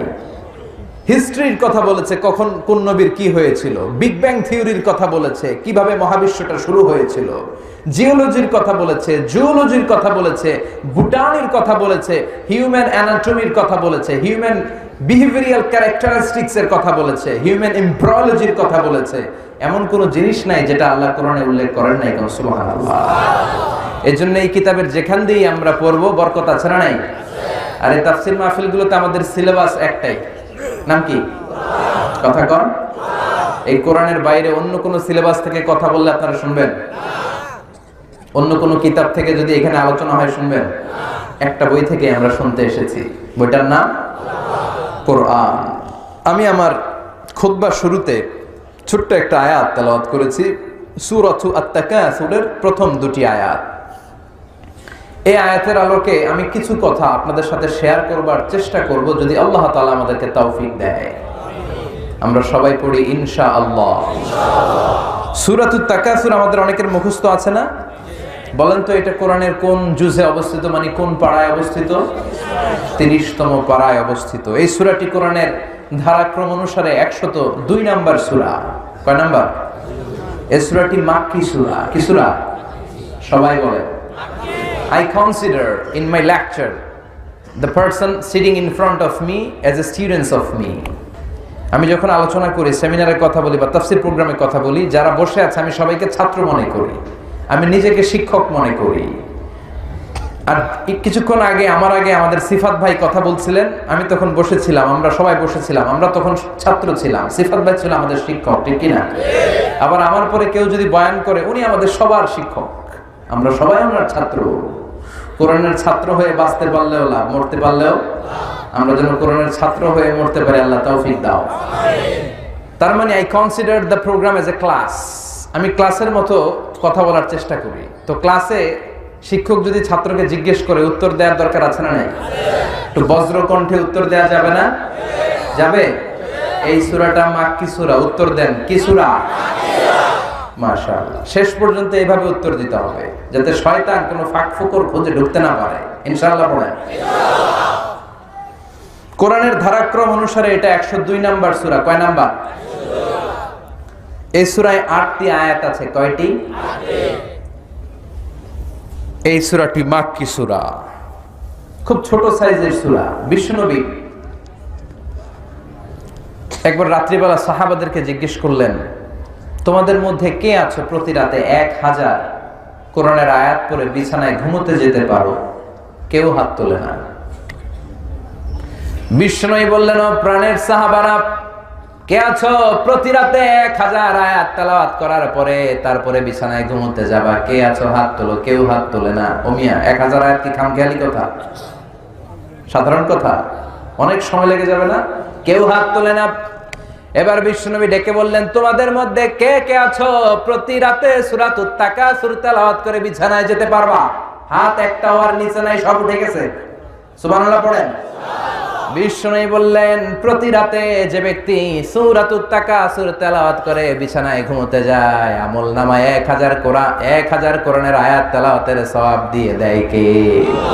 প্রতি রাতে সূরাতুত তাকাসুর তেলাওয়াত করতে রাজি আছেন তো? এই সূরার সেন্ট্রাল থিম হচ্ছে we have to go back to our Lord. কেন্দ্রীয় আলোচ্য বিষয় হচ্ছে আমরা থাকতে আসি নাই, চলে যাব। এই সূরার কেন্দ্রীয় আলোচ্য বিষয় কি? থাকতে আসি নাই। সবাই বলেন, থাকতে আসি নাই, চলে যাব। এটা হচ্ছে the central theme and the subject matter of this chapter. এই সূরার কেন্দ্রীয় আলোচ্য বিষয় হচ্ছে we have to go back to our lord. আমাদেরকে ফিরে যেতে হবে। এই যে মোহের মধ্যে পড়ে আছি, এটা সব সময় থাকবে না, একদিন আমাদেরকে চলে যেতে হবে, ঠিক কি না? সাহাবাদের মধ্যে 2 দল। কথা বলতে বলতে তর্ক বিতর্কে জড়িয়ে গেল। সাহাবাদের একদল বলে, আমাদের গোত্রে যত সম্মানিত ব্যক্তি আছে তোমাদের গোত্রে তত নাই। ওই দল বলে, আমাদের যতগুলা উট আছে তোমাদের তত উট নাই। আবার এই দল বলে, তাহলে আমাদের ছাগলের পাল যত বেশি আছে তোদের অত ছাগল নাই। ওই দলও কম যায় না। ওই দল বলে, আমাদের পূর্বপুরুষ যারা মারা গেছে তাদের মধ্যে থেকে যতগুলা নেতা ছিল তোদের পূর্বপুরুষে এত নেতা ছিল না। দুনিয়ার সম্পদ আর চাকচিক্যময় জিনিস নিয়ে সাহাবাদের মধ্যে তর্ক আর দ্বন্দ্ব শুরু হয়ে গেল। কে বড়, তোরা বড় নাকি আমরা বড়? আল্লাহর কাছে বিষয়টা পছন্দ হয় নাই, সাহাবীদের সাথে বিষয়টা মানায় না, সাহাবীদের শানের সাথে যায় না। এজন্য সাহাবীদেরকে শিক্ষা দেওয়ার মাধ্যমে গোটা বিশ্বের সবার চোখে আঙ্গুল দিয়ে আল্লাহ বুঝাতে চাইলেন, এই সম্পদের বড়াই করে, ক্ষমতার বড়াই করে কোনো লাভ নাই, কেউ থাকতে আসনাই চলে যেতে হবে, ঠিক কি না? তখনই আল্লাহ আয়াতটা নাযিল করে দিলেন, আল্লাহকুমুত তাকাসুরু হাত্তা যুরতুমুল মাকাবির। দুনিয়ার লোভ লালসা, দুনিয়ার চাকচিক্য, দুনিয়ার প্রাচুর্য তোমাদেরকে গাফেল করে দিয়েছে। দুনিয়ার লোভ, টাকা পয়সা, ক্ষমতা, এগুলো তোমাদেরকে গাফেল করে দিয়েছে। এই গাফলতির সাগরে ডুবে তোমরা আখিরাতকে বেমালুম ভুলে গিয়েছো। এই গাফলতি তোমাদের কমবে না হাত্তা যুরতুমুল, যতক্ষণ না তোমরা কবরে যাওয়া। কার কথা? আল্লাহ বললেন, এই দুনিয়াটা অত্যন্ত চমৎকার। দুনিয়াতে মানুষ আজীবন বেঁচে থাকতে চায়, কিন্তু আজীবন কি আমরা বেঁচে থাকতে পারবো নাকি? কবরের বাড়িতে আমাদেরকে যেতেই হবে, জোরে বলেন ঠিক কিনা? একদিন মাটির ভেতরে হবে ঘরে মন আমার, কেন বাঁধো দালান ঘরে মন আমার, কেন বাঁধো দালান ঘর? একদিন মাটির ভেতরে হবে ঘরে মন আমার, কেন বাঁধো দালান ঘরে মন আমার, কেন বাঁধো দালান ঘর? প্রাণ পাখি উড়ে যাবে পিঞ্জর ছেড়ে, ধরা ধামে সবই রবে তুমি যাবে চলে। বন্ধু বান্ধব যত, মাতা পিতা দ্বারা সুত, সবই হবে তোমার পরে মন আমার, কেন বাঁধো দালান ঘর? একদিন মাটির ভেতরে হবে ঘরে মন আমার, কেন বাঁধো দালান ঘর? ঠিক কি না? কথামালাগুলো সুন্দর না? শিক্ষা আছে না অনেক? হেদায়েতের জন্য 2 লাইন খেয়াল করলে যথেষ্ট। চিল্লায় বলেন ঠিক কি না? কবরের বাড়িতে আমাদেরকে যেতে হবে, বাঁচার কোনো উপায় নাই। কিন্তু পাগলের মতো আমরা কিসের লোভে যে পড়ে আছি আমরা নিজেরাই জানি না। পুরো পৃথিবীটা আসলে একটা ধোঁকা, এটা একটা মোহ। আমরা মোহাচ্ছন্ন হয়ে আছি। পৃথিবীটা একটা মরীচিকা। মরার পরে মনে হবে গোটা জীবনটা ছিল আমার একটা দুঃস্বপ্ন। নতুন এক জগতে আমরা প্রবেশ করব, ঠিক কিনা? এজন্য কবরে আমাদেরকে যেতেই হবে, মরতেই হবে। কুল্লু নাফসিন যায়িকাতুল মাউত, সব আত্মাকে মৃত্যুর স্বাদ নিতে হয়। কার কথা? মরতেই হবে, বাঁচার কোনো উপায় নাই। The most certain thing in our life is death, and the most uncertain thing in our life is the time of death. আমাদের জীবনের সবচেয়ে সুনিশ্চিত বিষয় হচ্ছে মৃত্যু, মরবই, এটা আমরা সবাই জানি। কিন্তু সবচেয়ে অনিশ্চিত বিষয় হচ্ছে দ্য টাইম অফ ডেথ, মরার সময়টা। কখন মরবো আমরা জানি না। ওমা তাদরি নাফসুন বিআইয়ি আরদিন তামুত, কখন যে মরবো আমরা কেউ জানি? আমরা যে মরবো এটা সবাই জানি না? কথা বলে, কিন্তু কখন মরবো এটা জানি? মৃত্যু হচ্ছে মানুষের জীবনের সবচাইতে ভয়ঙ্করতম একটি অভিজ্ঞতা। এই অভিজ্ঞতা সবারই নিতে হবে, কিন্তু এই অভিজ্ঞতাটা নিতে আমার কেমন লেগেছে, এটার স্বাদ কেমন, কারোর সাথে শেয়ার করে যাওয়া যায়? কারো কাছ থেকে আমরা শুনিও নাই। এজন্য আল্লাহ বললেন পৃথিবীটা ধোঁকা, ধোঁকার সাগরে তোমরা বসবাস করেছো। টাকার পেছনে, মোহের পেছনে পাগলের মতো ছুটে বেড়াচ্ছ। এই মোহ তোমাদের কাটবে না যতক্ষণ না তোমরা কবরে ঢুকবা। আলহাকুমুত তাকাসুর হাত্তা যুরতুমুল মাকাবির। দুনিয়ার গাফলতি, এই মনোভাব কোনোদিন তোমাদের কাটবে না যতক্ষণ না তোমরা কবরে ঢুকবা। কবরে ঢোকার আগ পর্যন্ত আমাদের এই মোহ কাটবে, আমাদের এই গাফলতি কাটবে। আমাদের শুধু আরো চাই, বেশি বেশি চাওয়ার মানসিকতা আমাদের আরো লাগবে, আরো লাগবে, আরো চাই। এরকম আছে না নাই? যার সাইকেল আছে ও হুন্ডা চায়, চায় না? যার হুন্ডা আছে ও প্রাইভেট কার চায়, যার প্রাইভেট কার আছে ও হেলিকপ্টার চায়, যার হেলিকপ্টার আছে ও প্লেন চায়, আছে না নাই? আবার যে মেম্বার হয়েছে চেয়ারম্যান হতে চায়, চায় না? চেয়ারম্যান সাহেব মনে মনে ভাবে যদি পার্লামেন্টে যাইতে পারতাম ভালোই হইতো, এলাকাবাসীর জন্য অনেক কিছু করতাম, আছে না নাই? পার্লামেন্টেও নিয়ে গেলেন ওনারে, এবার মনে মনে ভাবে একটা মিনিস্ট্রি যদি পাই খারাপ হয় না, মন্ত্রণালয়ের দায়িত্ব পেলে ভালো হয়, মন্ত্রী মন্ত্রী ভাব, আছে না নাই? আল্লাহ মন্ত্রীও বানাই দিছে, এখন বাকি কয়টা? কথা কন। এবার ভাবে কেমন করে ওইটা হওয়া যায়, কিন্তু সুযোগ নাই। এই দেশে মাত্র দুইটা, হয় এইটা নয় এইটা। জোরে কন, ঠিক কিনা? আমাদের কোনো আলাদা চয়েস নাই, হয় উনি নয় উনি। যেই আসুক শান্তিপূর্ণ ভাবে যেন আমরা থাকতে পারি, ঠিক কিনা? তার মানে চাহিদার শেষ নাই। টাকা আছে, গাড়ি আছে, বাড়ি চাই, বাড়ি আছে, নারী চাই, এটা আছে ওটা চাই, ওটা আছে সেটা চাই। মানুষের চাহিদার কোনোদিন শেষ হয় নাকি? কথা বলেন। অনেকে অ্যানালগ মোবাইল ইউজ করেন না, মানে ভিডিও টিডিও দেখা যায় না, আছে না নাই? নরমাল নোকিয়ার সেটগুলো আছে না, ওর বড় আশা ওই যে সবাই যে টিপা টিপা ইউজ করে, একটা অ্যান্ড্রয়েড সেট যদি ইউজ করতে পারতাম, আমিও যদি টাচ মোবাইল ইউজ করতে পারতাম, আমি যদি ভিডিও করতে পারতাম। অ্যান্ড্রয়েড সেটের ব্যবস্থা আল্লাহ করে দিল। এবার কয় সবাই এক ধরনের মোবাইল ইউজ করে, পিছনে একটা আপেল দেখা যায়, আপেল আছে না নাই? একটা আপেল মার্কা যদি পাইতাম, আল্লাহ ওইটাও দিয়ে দিছে। এবার মনে মনে ভাবে যদি একটা আইপ্যাড পাইতাম, আইপ্যাডও আল্লাহ দিছে। এবার তো একটা ম্যাকবুক প্রো যদি পেতাম, চিনো চিনো ম্যাকবুক প্রো, অ্যাপল কোম্পানির সবচেয়ে দামি যে ল্যাপটপটা, ওটার নাম ম্যাকবুক প্রো। তার মানে মানুষের চাহিদার শেষ নাই, এটা আছে সেটা চায়, সেটা আছে ওটা চায়। এজন্য আল্লাহ বললেন তোদের চাহিদার শেষ হবে না হাত্তা যুরতুমুল মাকাবির, কবরে ঢোকা ছাড়া, ঠিক কি না? স্বভাবটাই আমাদের এমন, আরো লাগবে, আরো চাই, আরো খামো, দুনিয়াটা খামো, সব আমার, আমার পেট হলে এর দূর, আমি সব খামো। এরকম ডাকাইতে আছে না নাই? সব খেতে চায়, বলে গোটা দুনিয়াটা আমার, সবটা আমি খামো, সব আমার একা। আরো আরো চায়, বেশি বেশি চাওয়া হলো ফকিরের স্বভাব।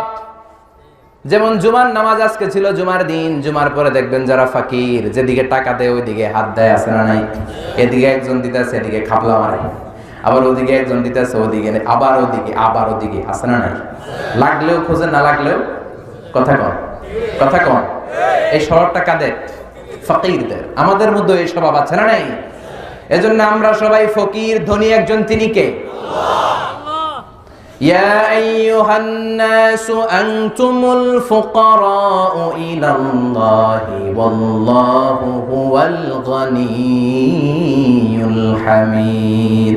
ও আমার গোলামেরা, তোরা হলি ফকির, ধনী একজন, তিনি কে? এজন্য আমাদের চাহিদার কোনো শেষ নাই, চাওয়া পাওয়ার কোনো শেষ নাই, শুধু আরো চাই, আরো চাই, আরো লাগবে, শুধু প্রতিযোগিতা। কি এক মোহের পেছনে যে আমরা ছুটছি, আরো লাগবে, আরো প্রতিযোগিতা, আনলিমিটেড ডিমান্ড, শেষ হয় না। এই মানসিকতা আমাদের মধ্যে আছে না নাই? আরো লাগবে, আরো। উনি কামায় 20,000, আমার কামাইতে হবে 30,000। ওনার ফ্ল্যাট 2টা, আমার লাগবে কয়টা? আমার লাগবে 4টা। কিন্তু উনি যে তাহাজ্জুদ পড়ে ওই চিন্তা নাই। উনি তাহাজ্জুদ গুজার, আমার আরো তাহাজ্জুদ বেশি বেশি পড়ে, আল্লাহর প্রিয় বাজন হওয়া দরকার, ওই চিন্তা নাই। জোরে কোন, ঠিক কিনা? প্রতিযোগিতা, কম্পিটিশন, কেমন করে বড় টাওয়ার বানানো যায়। বিষ্ণু বলেছেন কিয়ামতের আগ দিয়ে একটা আলামত ঘটবে, ওয়ান তারাল হুফাতাল উরাতাল আলাতা রিয়া আশা'i ইয়াতাতাওয়ালুনা ফিল বুনিয়ান। Before the day of judgment, you will see people will start to compete to constructing high rises building in your cities. তোমাদের শহরে বড় বড় আকাশচুম্বী স্কাই স্ক্রিপার বিল্ডিং বানানোর প্রতিযোগিতা কিয়ামতের আগে শুরু হয়ে যাবে। শুরু হয়েছে না? কথা কন। আচ্ছা, নরসিংদীতে মুরব্বী যারা আছেন বলেন, আজ থেকে 20 বছর আগে নরসিংদী শহরে বড় বড় দালান ছিল? টাওয়ার ছিল? ঢাকা শহরে আজ থেকে 20 বছর আগে এখন যেই অবস্থাটা, এরকম উঁচু উঁচু টাওয়ার ছিল? এই জন্য বিশ্বনবী বলেছেন, ওয়া আনতারাল হাফাতাল আরাতাল আলাতারিয়াশা ইয়াতাতাওয়ালুনা ফিল বুনিয়ান, তোমরা দেখবে এমন কিছু লোক সমাজে, ওদের কিচ্ছু ছিল না, পায়ে দেওয়ার মতো জুতা ছিল না, গায়ে দেওয়ার মতো জামা ছিল না, খাওয়ার মতো কোনো খাবার ছিল না, হু হু করে এরা ধনী হয়ে যাবে আর সমাজের এদিকে ওদিকে বড় বড় টাওয়ার করার প্রতিযোগিতা শুরু করে দিবে। আছে না নাই?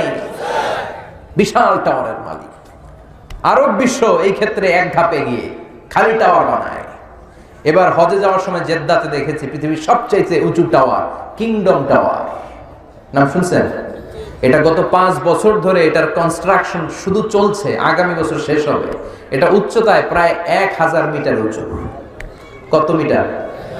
হিসাব করে বলেন। 1000 মিটার মানে কত কিলোমিটার? হ্যাঁ, 1 কিলোমিটার।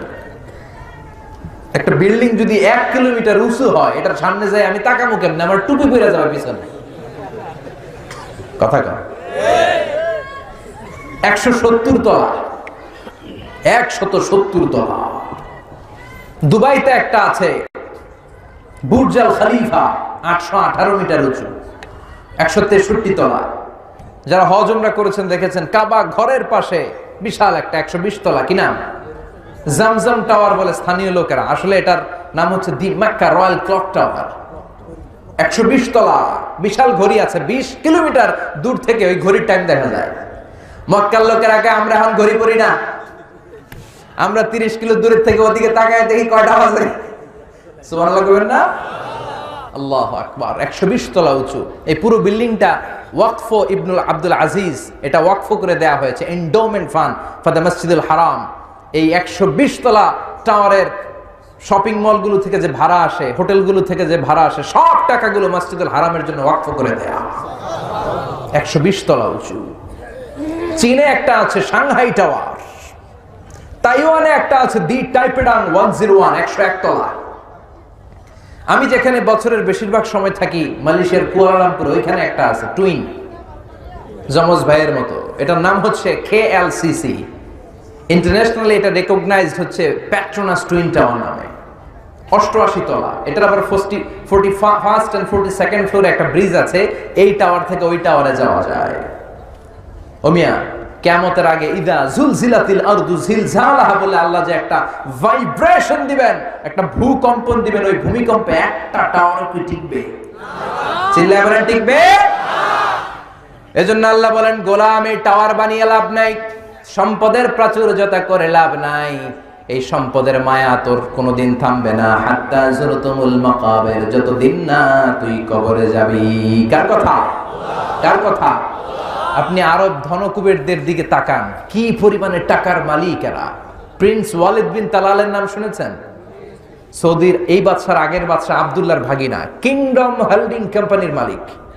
ওর একটা প্রাইভেট জেট বিমান আছে, নিজের কিনা বিমান, সরকারি না। ওই বিমানের 70% মেড অফ গোল্ড, 70% স্বর্ণ দিয়ে বানানো বিমানটা।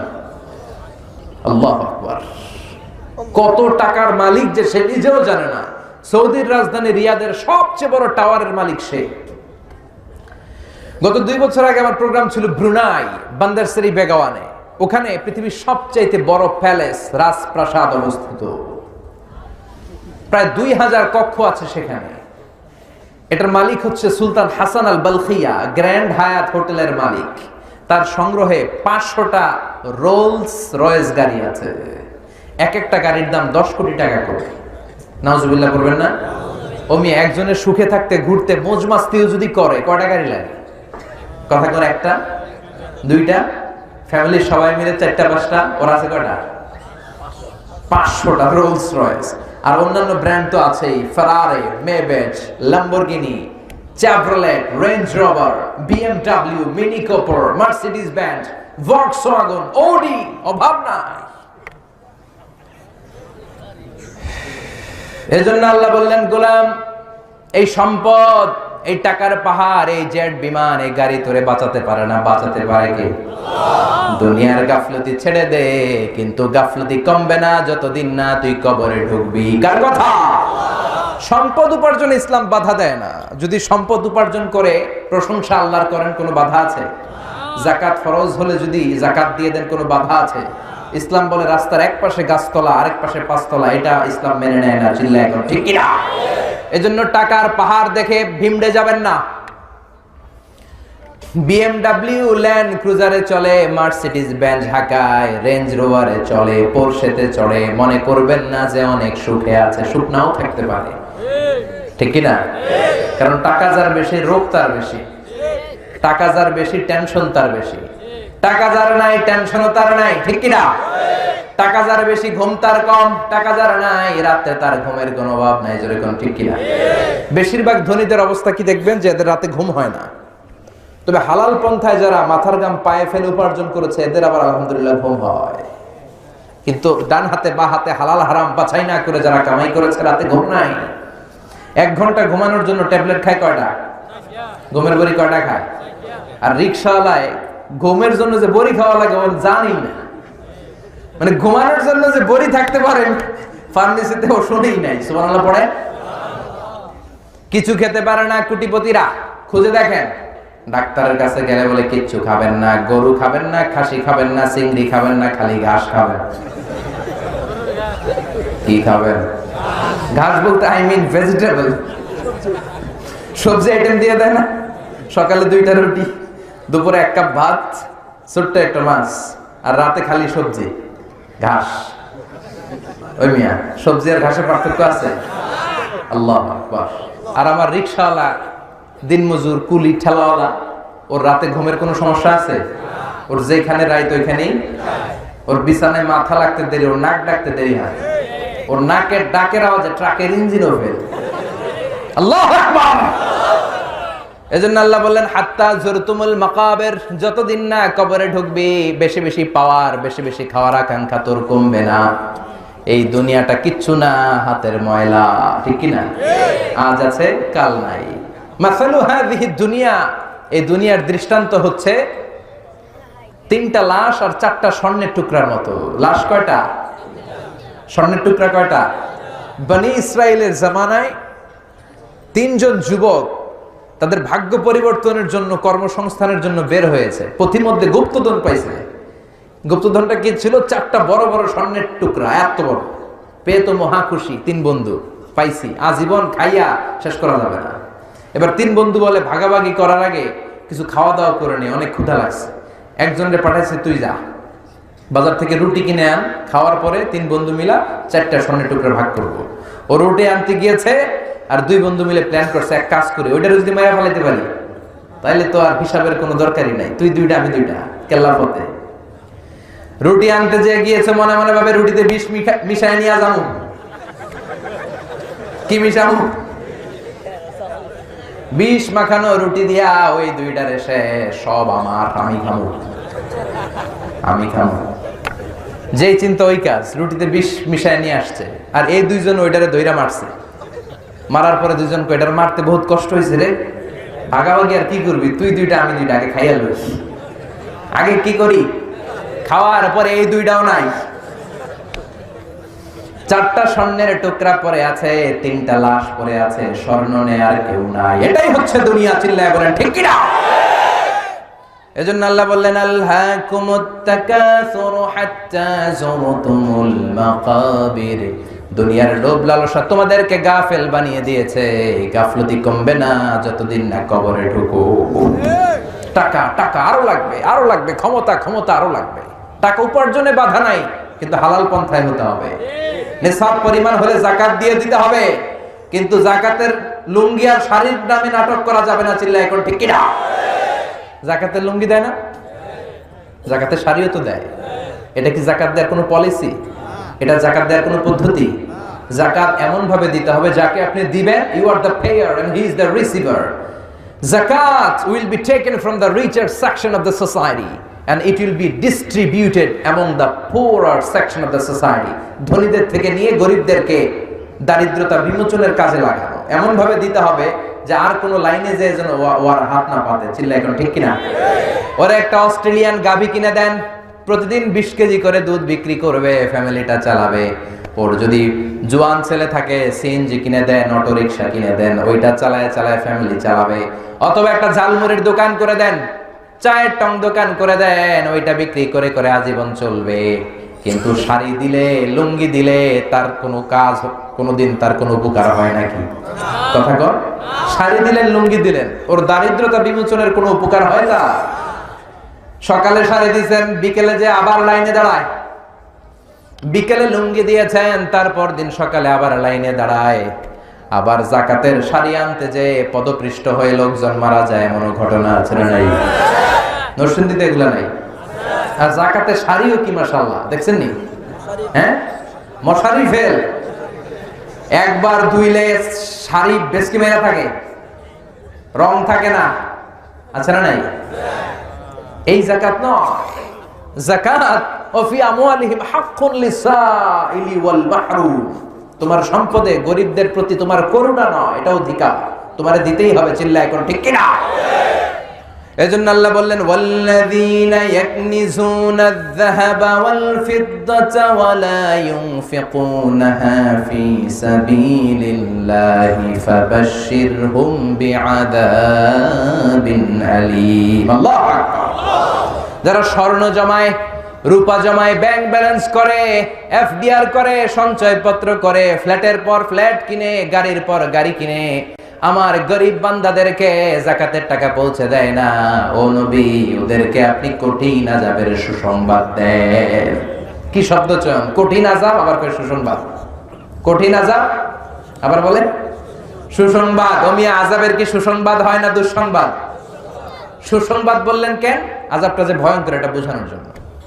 আযাবের পানিশমেন্টের সিভিয়ারিটি, দ্য লেভেল অফ সিভিয়ারনেস বোঝানোর জন্য। পরীক্ষায় ছেলে গণিতে ফেল করছে, মা বলে, চান্দু ফেল করছো, তোমার বাপে আসুক, এমন মাইট দিবে মজা টের পাবি। ও মিয়া মাইট দিলে কি মজা লাগে না ব্যথা লাগে? তো মা তো বললো মজা টের পাবি। তার মানে মাইটটা যে করা হবে, মাইটটা বড় ডেঞ্জারাস। ইন্না বাতশা রাব্বিকা, আমার আল্লাহর ধরা বড্ড প্রচন্ড কড়া। আমার আল্লাহ সুযোগ দেয়, ধরে না, কিন্তু যখন ধরে তখন আবার ছাড়ে না, ঠিক কিনা? ধরে ধরে ধরে না, ধরলে আল্লাহ সব সময় ধরে না, ধরলে ছাড়ে না। খবরদার। ফাতুকুয়া বিহা জিবাহুম ওয়া জুনুবুহুম ওয়া যুহুরুহুম। 1000 বছর জাহান্নামের আগুনের মধ্যে লোহার খুন্তি গরম করে কপালে একটা ছেক দেয়া হবে, পাজরে ছেক দেয়া হবে, পিঠে ছেক লাগানো হবে যারা যাকাত দেয় নাই। এজন্য যারা যাকাত আদায় করেন না, নরসিংদীর বিজনেস ম্যাগনেট ভাইরা খবরদার, কারুনের জীবনী থেকে শিক্ষা নেন। কারুন ছিল অনেক ধনী। মুসা আলাইহিস সালামের চাচাতো ভাই সাইয়েদনা মুসা বললেন, যাকাত দাও, গরিবদেরকে যাকাতের টাকা বুঝিয়ে দাও। যাকাত দেয়া হচ্ছে আল্লাহর আইন। সে বলে, আল্লাহর আইন আমি মানি না। সাইয়েদনা মুসা বলে, আল্লাহ তোমাকে সম্পদ দিয়েছে। কারুন বলে, আল্লাহ আবার কে? ইন্নামা উতিতুহু আলা ইলমিন ইনদি। আমার মেধা খাটিয়ে, আমার বুদ্ধি খাটিয়ে, আমার ইন্টেলেক্ট খাটিয়ে আমি কামাই করেছি, 1 টাকাও দেব না। মুসা বলে, যাকাত দে। কারুন কয়, দেব না। সাইয়েদনা মুসা বললেন, তাহলে আল্লাহর আযাব তোরে পাকড়াও করবে। কারুন বললে, পারলে আযাব নিয়ে আয়। রব্বুল আলামিন আযাব পাঠালেন, ফাখাসাফনা বিহি ওয়া বিদারিহিল আরদ। কারুন সহ কারুনের সব সম্পত্তি আল্লাহ জামিনে দাবিয়ে দিলেন। আমি তো মিশরে পড়াশোনা করেছি, আমি নিজে ওই জায়গাটা দেখে এসেছি, কারুনের বাড়ি। মিশরের রাজধানী কায়রো থেকে 100 কিলো দূরে একটা জেলা আছে, ফাইয়ুম, মুহাফাজাতু ফাইয়ুম। ওখানে বহাইরা কারুন আছে, যে জায়গায় আল্লাহ তাআলা এই বেয়াদব পৃথিবীর কুখ্যাত সন্ত্রাসী কারুনের সব সম্পদ কারুন সহ আল্লাহ জামিনে দাবিয়ে দিয়েছে। ওই জায়গায় একটা হ্রদ হয়ে গিয়েছে। কিন্তু আজও গোটা বিশ্বের মানুষের শিক্ষার জন্য একটা তার প্রাসাদের ভগ্নাংশ, সামান্য একটা অংশ গোটা বিশ্বের মানুষের ইতিহাসের জন্য, শিক্ষার জন্য আল্লাহ সামান্য কিয়দাংশ রেখে দিয়েছে। সুবহানাল্লাহ। আল্লাহর আযাব যখন আসলো, পুরো ফাইয়ুম এলাকা কেঁপে উঠলো। কারুন দেখে তার পা জমিনের ভেতরে ঢুকতে শুরু করেছে, তার সম্পদগুলো, সিন্ধুকগুলো জামিনে যেতে শুরু করেছে। হাঁটু পর্যন্ত ডেবে যাওয়ার পরে কারুন মনে মনে ভাবে, কিচ্ছু হবে না, বেঁচে যাব, আমার গায়ে জোর কম নাই।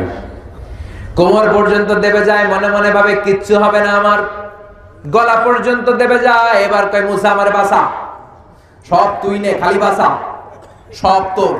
এবার কি কয়? আগে কয় সব আমার, এতদিন কি কইছে? সব সব আমি খাবো। এখন কয় সব তোর, খালি বাঁচা। আল্লাহ বললেন কিয়ামত পর্যন্ত 1 বিঘত করে তোর দেহটা, তোর সব সমুদয় সম্পদ জমিনের ভেতর প্রতিদিন 1 বিঘত করে যেতেই থাকবে, যেতেই থাকবে। আমি নিজে ওই জায়গাটা দেখে এসেছি, এজন্য খবরদার সম্পদওয়ালা ভাইরা, যাকাত এটা গরিবদের প্রতি কোনো দয়া নয়, এটাকে ফরজ করেছে কে? আল্লাহ। চিল্লায় বলেন কে? আল্লাহ। এই সম্পদের যাকাত যদি না দেন কিয়ামতের দিন এই যাকাতগুলো বিশাল, টাকাগুলো বিশাল সাপ হয়ে পা থেকে পেঁচাতে পেঁচাতে কোমর থেকে পেঁচাতে পেঁচাতে গলা পর্যন্ত বিশাল ছবল দিয়ে বলবে আনা মালুক আনা কানজুক, আমি তোর সম্পদ, আমি তোর ব্যাংক ব্যালেন্স, আমি তোর এফডিআর, আমি তোর সঞ্চয়পত্র, আমারে খা। খাবেন? খাবেন না? খাবেন না? এক ছবলে পুরো দেহটা নীলাভ হয়ে 70 গজ জমিনের ভেতরে সে ঢুকে যাবে। পড়েন নাউযুবিল্লাহ। এজন্য আল্লাহ বললেন আলহাকুমুত তাকাসুর হাত্তা যুরতুমুল মাকাবির। দুনিয়াতে বেশি বেশি খাওয়া, বেশি বেশি চাওয়া, বেশি বেশি লোভের আকাঙ্ক্ষার গাফলতি তোমাদেরকে পাগল বানিয়ে দিয়েছে। তোমাদের এই পাগলামি, তোমাদের এই মোহ, তোমাদের এই গাফলতি কোনোদিন কমবে না কবরে যাওয়া ছাড়া। কোথায় যাওয়া ছাড়া? কবরে যাওয়া ছাড়া আমাদের এই গাফলতি কোনোদিন কমবে। বিষ্ণু বললেন লাউ আন্না লিকুল্লি ইবনি আদামা ওয়াদিয়ান মিন যাহাব। খেয়াল করে শুনেন, বনি আদমের সবাইকে যদি একটা করে স্বর্ণের পাহাড় দিয়ে দেয়া হয়, আহাব্বা ইয়াকুনা লাহু ওয়াদিয়ান, সে চাইবে কেমন করে আরেকটা স্বর্ণের পাহাড়ের মালিক হওয়া যায়। আমাদের প্রত্যেককে যদি আল্লাহ একটা করে স্বর্ণের পাহাড়ের মালিক বানায় দেয়, কিসের পাহাড়? সবাই বলতে হবে কিসের পাহাড়? আচ্ছা, একটা স্বর্ণের পাহাড়ের মালিক যদি আমি হই, আমি কেন আমার 14 পুরুষ সেটা বেচা খেয়ে শেষ করতে পারো? কথা কর। তো আমার আরেকটা লাগবে কেন? স্বভাব। এটা কি? প্রত্যেককে একটা করে যদি স্বর্ণের পাহাড় রব্বুল আলামিন দিয়ে দেয়, সবাই চাইবে আরেকটা পাহাড় কেমনে পাওয়া যায়।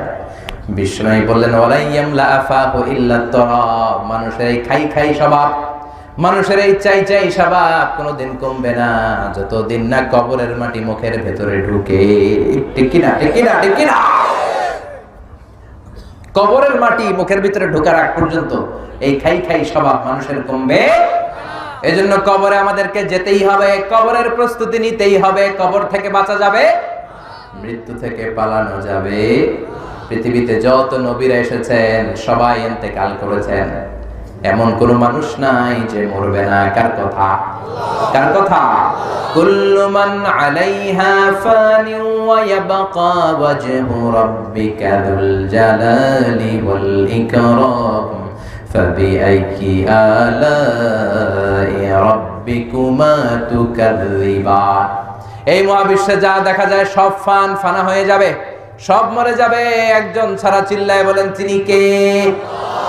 শাশ্বত চিরঞ্জীব, সদা জাগ্রত, সদা সজাগ।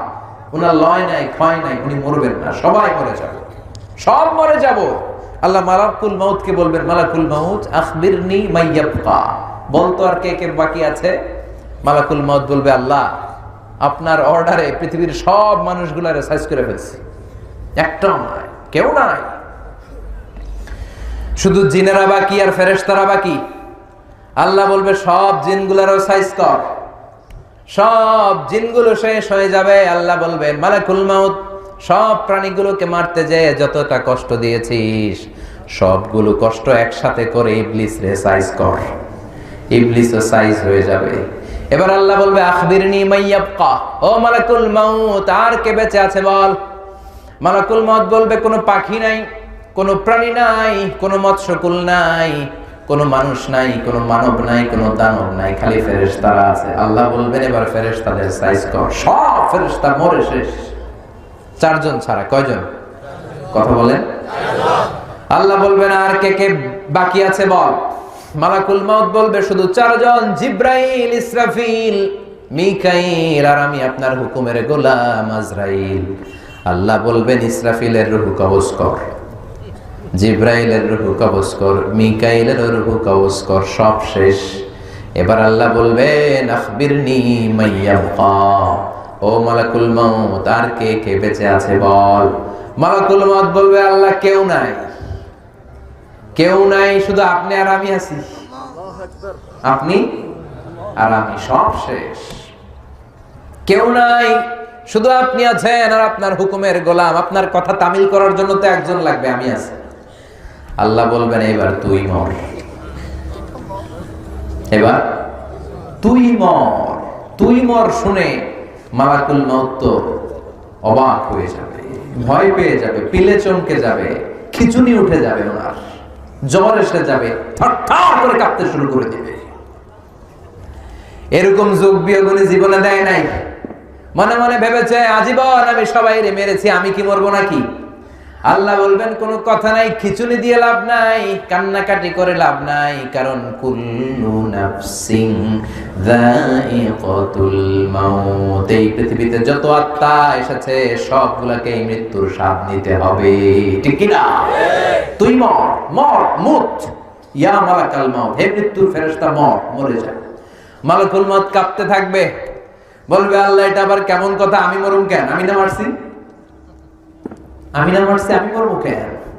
আল্লাহ বলবেন যা, জান্নাত আর জাহান্নামের মাঝ বরাবর একটা জায়গা আছে, আল আরাফ, এই নামে আবার কোরআনে একটা সূরাও আছে না নাই?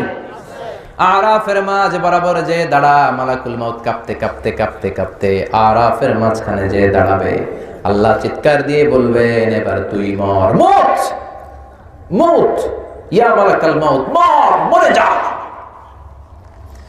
মরে যাওয়ার সাথে সাথে মালাকুল মউত যে লক্ষ লক্ষ মানুষকে মেরেছে, দানবকে মেরেছে, ফেরেশতাদেরকে মেরেছে, বিশাল একটা চিৎকার দিয়ে সেও মরে যাবে। আল্লাহু আকবার।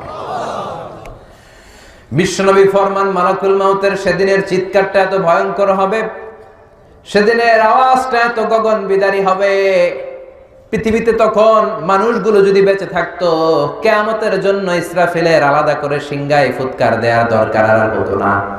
মালাকুল মউতের মরণের কষ্টের ওই চিৎকারটা শুনে দুনিয়ার সব মানুষ কানের পর্দা ফেটে তখনই লাশ হয়ে পড়ে যেত। এত ভয়ঙ্কর হবে সেদিনকার চিৎকার। এবার ডানে কেউ নাই, বায়ে কেউ নাই, সামনে কেউ নাই, পেছনে কেউ নাই, উপরে কেউ নাই, নিচেও কেউ নাই, একজন ছাড়া, তিনি কে? আল্লাহ এবার চিৎকার দিয়ে বলবেন ইয়া আরদু আইনা আশজারুকে, পৃথিবী তোর গাছগুলো কোথায়? বিশাল বট গাছ না ছিল যেগুলোর আশেপাশের লোকজন শিরকি কাজ করতো, আজকে কোথায়? ইয়া আরদু আইনা আনহারুকে, পৃথিবী আজকে তোর বড় বড় নদীগুলো কোথায়? মিসিসিপি, মিসৌরি কই? গঙ্গা নদ কই? ৬৬৯৫ কিলোমিটার লম্বা নীল নদ আজকে কোথায়? আজকে বড় বড় পাহাড়গুলো কোথায়? বড় বড় গাছগুলো কোথায়? আইনাল মুলুক, অত্যাচারী শাসকগুলো কোথায়? আইনাল জাবাবেরা, আইনাল মুলুক, অত্যাচারী বেয়াদব কুখ্যাত সন্ত্রাসগুলো কোথায়? যারা আমার ক্ষমতা আমার ক্ষমতা বলে পৃথিবীতে ফাসাদ করতো, আজকে তারা কোথায়? কেউ আছে? চিল্লায় বলেন আছে? রব্বুল আলামিন চিৎকার দিয়ে বলবেন লিমানিল মুলকুল ইয়াউমা লিল্লাহিল ওয়াহিদিল কাহ্হার। লিমানিল মুলকুল ইয়াউম, who belongs the kingdom today, আজকে ক্ষমতা কার? চিৎকার করে বলবেন, আস্তে বলবেন না, আজকে ক্ষমতা কার? আল্লাহ নিজেই বলবেন লিল্লাহিল ওয়াহিদিল কাহ্হার, ক্ষমতা কার নয়, কেউ বেঁচে নাই, কেউ আর ক্ষমতার দাবিদার নাই, কেউ আর মহাবিশ্বে নাই, একজন ছাড়া, তিনি কে? এজন্য আল্লাহ বললেন কুল্লু মান আলাইহা ফানি ওয়া ইয়াবকা ওয়াজহু রাব্বিকা যুল জালালি ওয়াল ইকরাম ফাবিআইয়ি আলাই রাব্বিকুমা তুকাল্লিবান। আল্লাহু আকবার। কেউ থাকবে না, সবাইকে যেতে হবে, বিশ্বাস হয় তো? বুঝতেছেন? হৃদয়ঙ্গম করতেছেন তো? মেসেজ হিসেবে নিচ্ছেন তো? এজন্য প্রতিদিন আমাদেরকে ভাবতে হবে হাত্তা যুরতুমুল মাকাবির, কবরে না যাওয়ার আগ পর্যন্ত আমাদের মোহ থামবে না। বিশ্বনবী বলেন আমি জানতে পেরেছি কবরের ভেতরে তোমাদেরকে সুয়াল করা হবে। এজন্য বিশ্বনবী আল্লাহর কাছে বলতেন আল্লাহুম্মা ইন্না নাউযু বিকা মিন আযাবিল কবর, ও আল্লাহ কবরের আযাব থেকে আপনি আমাদের বাঁচান। পড়েন আমিন। আর জোরে পড়েন আমিন। মুমিনদেরকে 4টা প্রশ্ন, কাফিরদেরকে 3টা প্রশ্ন কবরের ভেতর আছে না নাই? কথা বলেন। রেখে আসার পরপরই মুমিনদেরকে 4টা প্রশ্ন করা হবে। কয়টা? যেহেতু ঈমান আছে তো প্রশ্ন একটা বেশি। কি কি প্রশ্ন আমরা জানি না নাই? আমরা জানি না? আমাদের অন্তরে আছে না নাই? আমরা কিন্তু জানি। তার মানে প্রশ্ন ফাঁস। আল্লাহ প্রশ্নপত্র কি করছে? ফাঁস করে দিয়েছে। প্রশ্নগুলো আমরা আগ থেকেই জানি, এরপরেও যদি উত্তর দিতে না পারি দুষ্কার। কথা কর। প্রশ্নপত্র ফাঁস, উত্তরপত্র ফাঁস, এরপরে যদি আমরা পাস না করি, মায়ের আছে না নাই? আমাদের প্রথম প্রশ্ন করা হবে, মার রব্বুক, তোর রব কে? জোরে বলেন। আল্লাহ আমার রব, এই রবি আমার সব। আল্লাহ আমার রব, এই রবি আমার সব। দমে দমে তনু মনে তারি অনুভব। আল্লাহ আমার রব, এই রবি আমার সব। তোমার দুনিয়াতে আমি যেদিকে তাকাই, অথই নেয়ামতে ডুবে আছি সবাই। পাখালির গানে শুনি তাসবিহ কলরব, তাসবিহ কলরব। আল্লাহ আমার রব, এই রবি আমার সব। পড়েন আল্লাহু আকবার। আমরা যেন সেদিন চটপট উত্তর দিয়ে যেতে পারি, আল্লাহ তুমি তৌফিক দাও। এরপরে দ্বিতীয় প্রশ্ন করা হবে, আমাদের উত্তর ধর্মের নাম কি? আমরা কি বলবো? আরো জোরে বলেন, আমাদের ধর্মের নাম কি? 3 নম্বরে জিজ্ঞেস করা হবে, ওমান হাযার রাজুল, এই লোকটাকে তুমি চিনো কিনা? চিনি না? চাঁদের চেয়ে সুন্দর তুমি, নবী আমার কামলিওয়ালা। চাঁদের চেয়ে সুন্দর তুমি, নবী আমার কামলিওয়ালা। দু জাহানের বাদশা তুমি, প্যারা নবী সাল্লাল্লাহু আলা। দু জাহানের বাদশা তুমি, প্যারা নবী সাল্লাল্লাহু আলা। চাঁদের চেয়ে সুন্দর তুমি, নবী আমার কামলিওয়ালা। আল্লাহু আকবার। আমরা বলবো চিনি মানে উনি আমাদের প্রাণের রাসূল, কামলিওয়ালা রাসূল। কামলিওয়ালা রাসূল, প্রাণের রাসূল, ওনার জন্য আমরা দেহের কলিজা ছিঁড়ে দিতে রাজি ছিলাম, ঠিক কি না? ওনার জন্য আমরা দেহের শেষ রক্তবিন্দুটুকু দিতে রাজি ছিলাম। এই নবীর সম্মান বাঁচানোর জন্য আমাদের অন্তরে ঈমানি চেতনা আছে না নাই? জোরে বলেন, আছে না নাই? বিশ্ব নবীর যদি গালি দেয় আর মুমিনের অন্তরে যদি জিদ না আসে, আগুন না ধরে, সেটা মুমিন হতে পারে না, সেটা মুনাফিক, ঠিক কি না?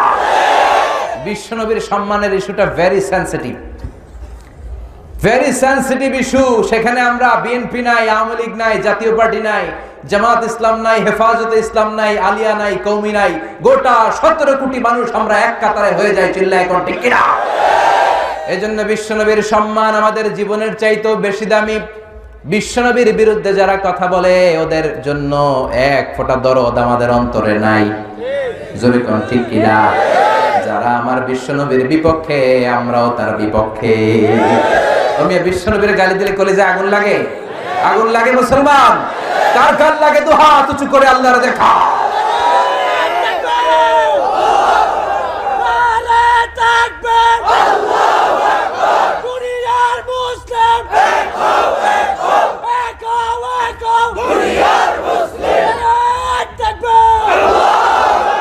বিশ্বনবীর পক্ষে আমাদের স্লোগানগুলোকে আল্লাহ তাআলা তুমি কবুল করো, আমাদের নাজাতের ওসিলা বানাও। আমাদেরকে বলা হবে, ওমান হাযার রাজুল, দেখো তো এই লোকটারে চিনো কিনা? আমরা বলবো চিনি মানি, উনি তো আমাদের প্রাণের রাসূল, যেই নবীর জন্য আমরা স্লোগান দিয়েছি, ওনার সম্মান বাঁচানোর জন্য আমরা ময়দানে নেমেছি। ওমিয়া মাঝে মাঝে ময়দানে নামার দরকার আছে না নাই? মুখে মুখে ঈমানের কথা বললে ওইটা ঈমান হবে? কথা বলেন, হবে? যে ঈমান প্রয়োজনে জ্বলে ওঠে না, যে ঈমান সত্যের কথা বলে না, যে ঈমান প্রয়োজনে জ্বলে ওঠে না, যে ঈমান সত্যের কথা বলে না, যে ঈমান বাস্তবে নাই, যে ঈমান ময়দানে নাই, মুখে শুধু ফাঁকা বলি, কি করে তারে বলো ঈমানে বলি, কি করে তারে বলো ঈমানে বলি,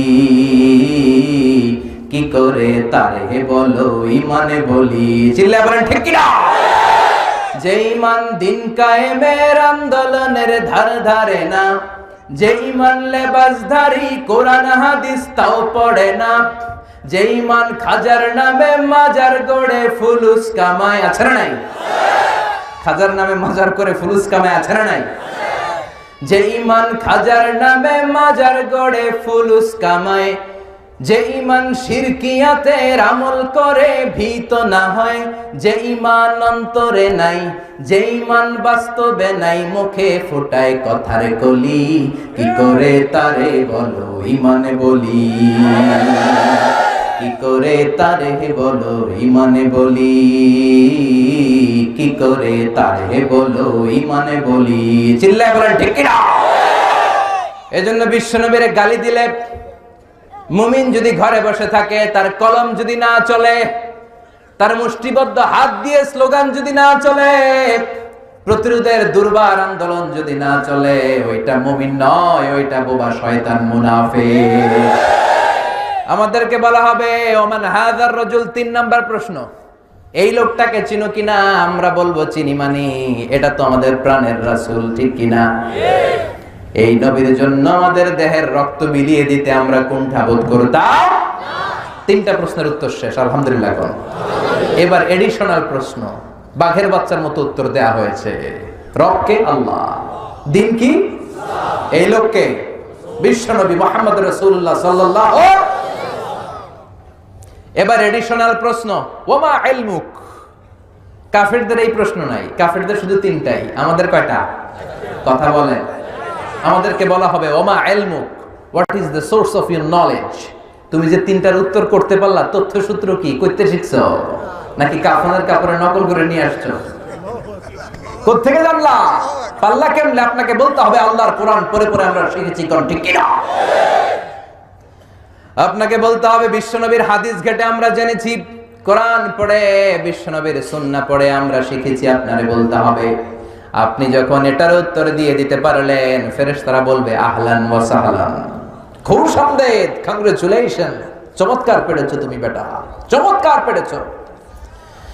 ওয়া ইফসাহু লাহু কবরুহু 70 যিরাআন, কবরটা 40 হাত লম্বা করে দেয়া হবে।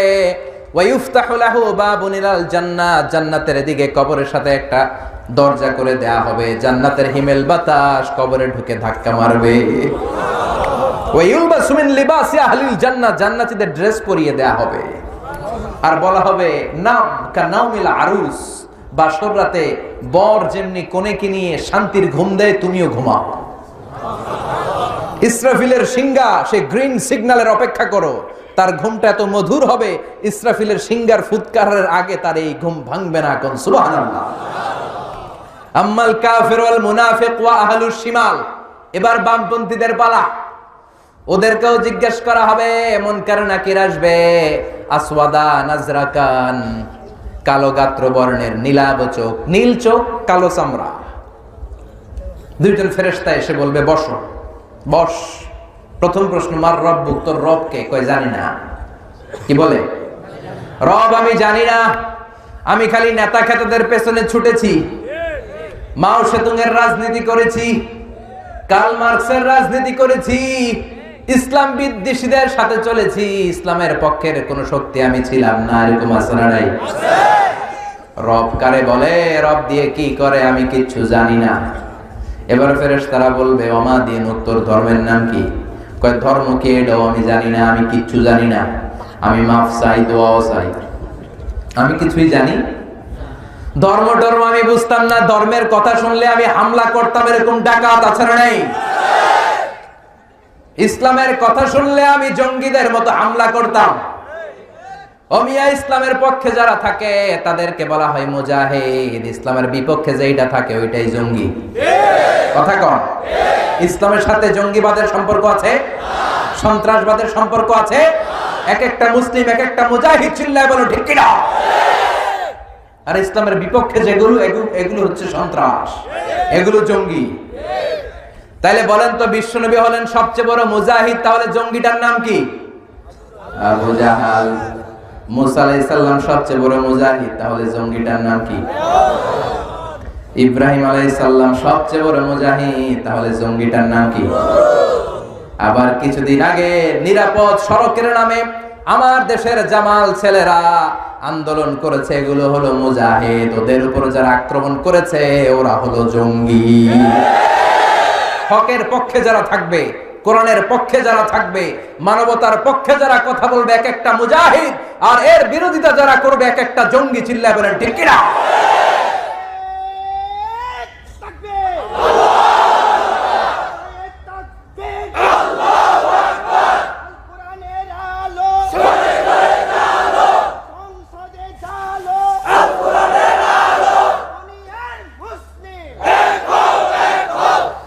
দ্বিতীয় প্রশ্ন করা হবে, আমাদের তোর ধর্মের নাম কি? কয় জানি না। ধর্মে দেখলে কবর জিয়ারত করা সুন্নাহ। নাহাইতুকুম আন জিয়ারাতিল কুবুর আলআনা ফাজুরুহা ফাইন্নাহা তুযাক্কিরুল আখিরা। বিশ্বনবী বলেন, আমি এক সময় কবর জিয়ারত করতে নিষেধ করতাম, কিন্তু এখন অর্ডার করছি কবর জিয়ারত করো। কেননা কবর জিয়ারত করলে আখিরাতের কথা স্মরণ হয়, ঠিক কিনা? বাবাকে যেখানে রেখে আসলেন, বাবার কবরের সামনে গেলে আপনার মাথায় রিমাইন্ডার আসবে, হায় হায় আব্বারে রেখে গেলাম, 10 বছর হলো, বয়সের ভারে নুজ্জ হয়ে আমার কালো দাড়িও তো সাদা হয়ে যাচ্ছে, কবে না জানি আমার ছেলে আমারে কবরে রেখে যাবে। এই চিন্তাগুলো আছে না নাই? এজন্য কবর জিয়ারত করবেন, কিন্তু কবর জিয়ারতের নামে কবরে যে কিছু চাওয়া যাবে নাকি? কথা বলেন। কবরে পড়ে থাকা লোকটা আপনার কিছু করতে পারে? করতে পারে একজন, তিনি কে? মায়েরা বোনেরা যারা কথা শুনছেন, অনেক মায়েরা ছেলে হয় না, ছেলের জন্য মাজারে যায়, আছে না নাই? খাজা বাবার দরবারে মানত করে, আছে না নাই? বলে কেউ ফিরে না খালি হাতে, খাজারে তোর দরবারেতে। ভুয়া কথা। কে বলছে খালি হাতে ফিরে না? অনেকে ওই দরবারে ঘড়ি নিয়ে যায়, ঘড়ি চুরি হয়, খালি হাতে ফিরে। বাটা জুতা, অ্যাপেক্সের জুতা পরে যায়, জুতা চুরি হয়, খালি পায়ে ফিরে, আছে না নাই? এ দুনিয়া একটা দরবার থেকে কেউ কোনোদিন খালি হাতে ফিরে না। দরবারটা কার দরবার? কেউ ফিরে না খালি হাতে, আল্লাহর তোর দরবারেতে। সবাই বলেন, কেউ ফিরে না। এজন্য কবরে পড়ে থাকা ব্যক্তিটা কিচ্ছু করতে পারে? দুআফাত তালিব ওয়াল মাতলুব, যিনি চায় সেও দুর্বল, পড়ে থাকা ব্যক্তিটাও দুর্বল। আল মাইয়িতু ফিল কবর কাল গারিকু ফিল বাহর। সাঁতার না জানলে সাগরের মধ্যে পড়লে ব্যক্তিটা যেমন অসহায়, মরে গেলে কবরের ভেতর লোকটা তার চাইতেও বেশি অসহায়।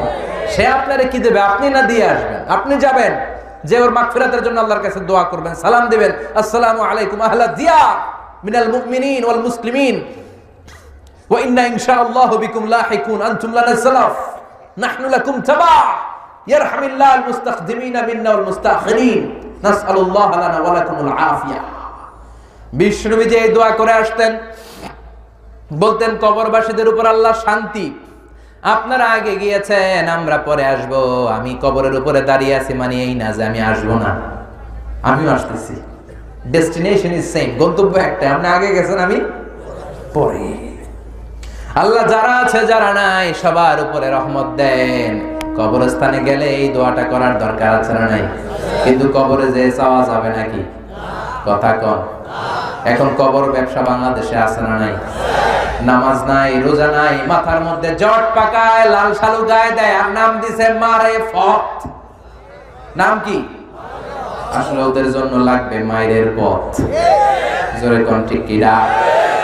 দিল বান্দা কালমা চোর, না পায় শ্মশান না পায় ঘোর, দিন থাকিতে আয়রে পথে ছাইড়া দে ভণ্ডামি, ভণ্ডামি ভণ্ডামি ভণ্ডামি, ছাইড়া দে ভণ্ডামি। নামাজ কালাম পড়ে না, ইবলিশ শয়তানের নানা, আছে না নাই? নামাজ নাই, রোজা নাই, মাজারের খাদেম। গোসল করে না নাকি সারা বছর? আমি দেখি নাই, শুনেছি সারা বছর নাকি কোন পীর গোসল করে না, বছরে একবার করে, আবার ওই গোসলের পানি মুরিদরা সব খায় ফেলে। বরকত, এটা কি বরকত না গজব? নামাজ কালাম করে না, ইবলিশ শয়তানের নানা, ধর্মের একখান খুঁটি ধইরা কয়দিন করবা হয়রানি, ভণ্ডামি ভণ্ডামি ভণ্ডামি, ছাইড়া দে ভণ্ডামি। ঠিক না? এখনো সময় আছে, ভণ্ডামি ছেড়ে দে, মাজার পূজা ছেড়ে দে, কবর পূজা ছেড়ে দে, মসজিদে ঢুকে সেজদা দে, কবুল করে নিবে কে? আল্লাহ। বিশ্বনবী বলতেন, ইদা সাআলতা ফাসআলিল্লাহ ওয়া ইদা ইসতাআনতা ফাসতাইন বিল্লাহ। চাইতে মনে চায় আল্লাহর কাছে চাও। সাহায্যের দরকার, চাইবা কার কাছে? আপনি বিদেশে যেতে চান, পাসপোর্ট দিয়ে রেখেছেন, ভিসা লাগে না, ব্যবস্থা করে দিবে কে? আপনি অসুস্থ, সুস্থ করবে কে? কেউ যেটা দেখে না দেখে কে? কেউ যেটা শোনে না শোনে কে? এই জন্য চাইবেন কার কাছে? রাজি আছেন? রাজি আছেন? এই জন্য আল্লাহ বললেন আল্লাহকুমুত তাকাসুরু হাত্তা যুরতুমুল মাকাবির কাল্লা সাউফা তা'লামুন সুম্মা কাল্লা সাউফা তা'লামুন। কাল্লা মানে নেভার। তুমি যে রং নিয়ে আসো এই রং আজীবন থাকবে না। কাল্লা নেভার। তুমি যেটা ভাবছো ক্ষমতা তোরে বাঁচাবে, ক্ষমতা তোর কিচ্ছু করতে পারবে না। চিল্লায় কোন ঠিক কিনা? তুমি যে ভাবছো তোমার সম্পদ তোমারে প্রোটেক্ট দিবে, বডিগার্ড তোরে বাঁচাবে, বডিগার্ড তোরে কিচ্ছু করতে পারে না। করতে পারে কে? এরকম অনেক হয়েছে, মন্ত্রীর চারপাশে বডিগার্ড, গুলিয়া এসে মন্ত্রীর কপাল ছিদ্র করছে, আছে না নাই? মন্ত্রী লাশ হয়ে পড়ে আছে, সবাই ধরছে বডিগার্ড, যাই বেটা মাসে লাখ টাকা বেতন খাস, মন্ত্রী মূল্য কেমনে? বডিগার্ডকে আমি তো বডিগার্ড, আমি তো রুহু গার্ড না। রুহু পয়রা আছে, রুহু লয়ে যান, আছে না নাই? কথা বলে। এজন্য আল্লাহ বললেন কাল্লা, কখনো না, কখনো নয়, এই দিন দিন না, আরো দিন আছে। কাল্লা, খবরদার, যেটা ভাবছো ওইটা না, হিসাব অনেক আছে। সাউফা তা'লামুন, সময় হলে টের পাবি। সুবহানাল্লাহ কহ। কাল্লা লাউ তা'লামুনা ইলমাল ইয়াকিন, কখনোই নয় যেমন তোমরা ভাবছো তেমন নয়। যখন তোমরা নিশ্চিত জ্ঞান অর্জন করতে পারবা, যেদিন তোমরা চলে যাবা ওই দিন অর্জন করতে পারবা ইলমুল ইয়াকিন, মানে যেটা আপনি সুনিশ্চিতভাবে জানেন। আপনি জানেন যে কবরে যেতে হয়, এটা ইলমুল ইয়াকিন। আবার একজনকে দেখলেন কবর দেয়া হচ্ছে, এটা আইনুল ইয়াকিন। একবার নিজে মরে যখন কবরে ঢুকবেন ওইটারে বলে হাক্কুল ইয়াকিন। চিল্লায় এখন ঠিক কিনা? সব টের পাবে একদিন, সব টের পাবে। লা তারাউন্নাল জাহিম, সেদিন দাউ দাউ করে জাহান্নামের আগুন জ্বলতে দেখবা। জাহান্নামের আগুন কি দুনিয়ার আগুনের মতো? কথা বলেন। আল্লাহ বলেন যারা দুনিয়া দুনিয়া করে, দুনিয়াকে প্রাধান্য দেয়, কিয়ামতের কঠিন দিন ওগুলারে আমি জাহিমের ভেতরে ঢুকাবো। ফাআম্মা মান তাগা ওয়া আসারাল হায়াতাদ দুনিয়া ফাইন্নাল জাহিমা হিয়াল মাওয়া। যারা দুনিয়া দুনিয়া করে, আব্দুদ দুনিয়া, দুনিয়ার গোলাম, দুনিয়া নিয়ে ব্যস্ত, আখিরাতকে বেমালুম ভুলে যায়, এগুলারে আমি জাহিম নামক দোজখে ঢোকাবো। আর জেনে রেখো দুজকের আগুন দুনিয়ার আগুনের মতো না, দুজকের আগুন হলো আল্লাহর আগুন। দুজকের আগুন কার আগুন?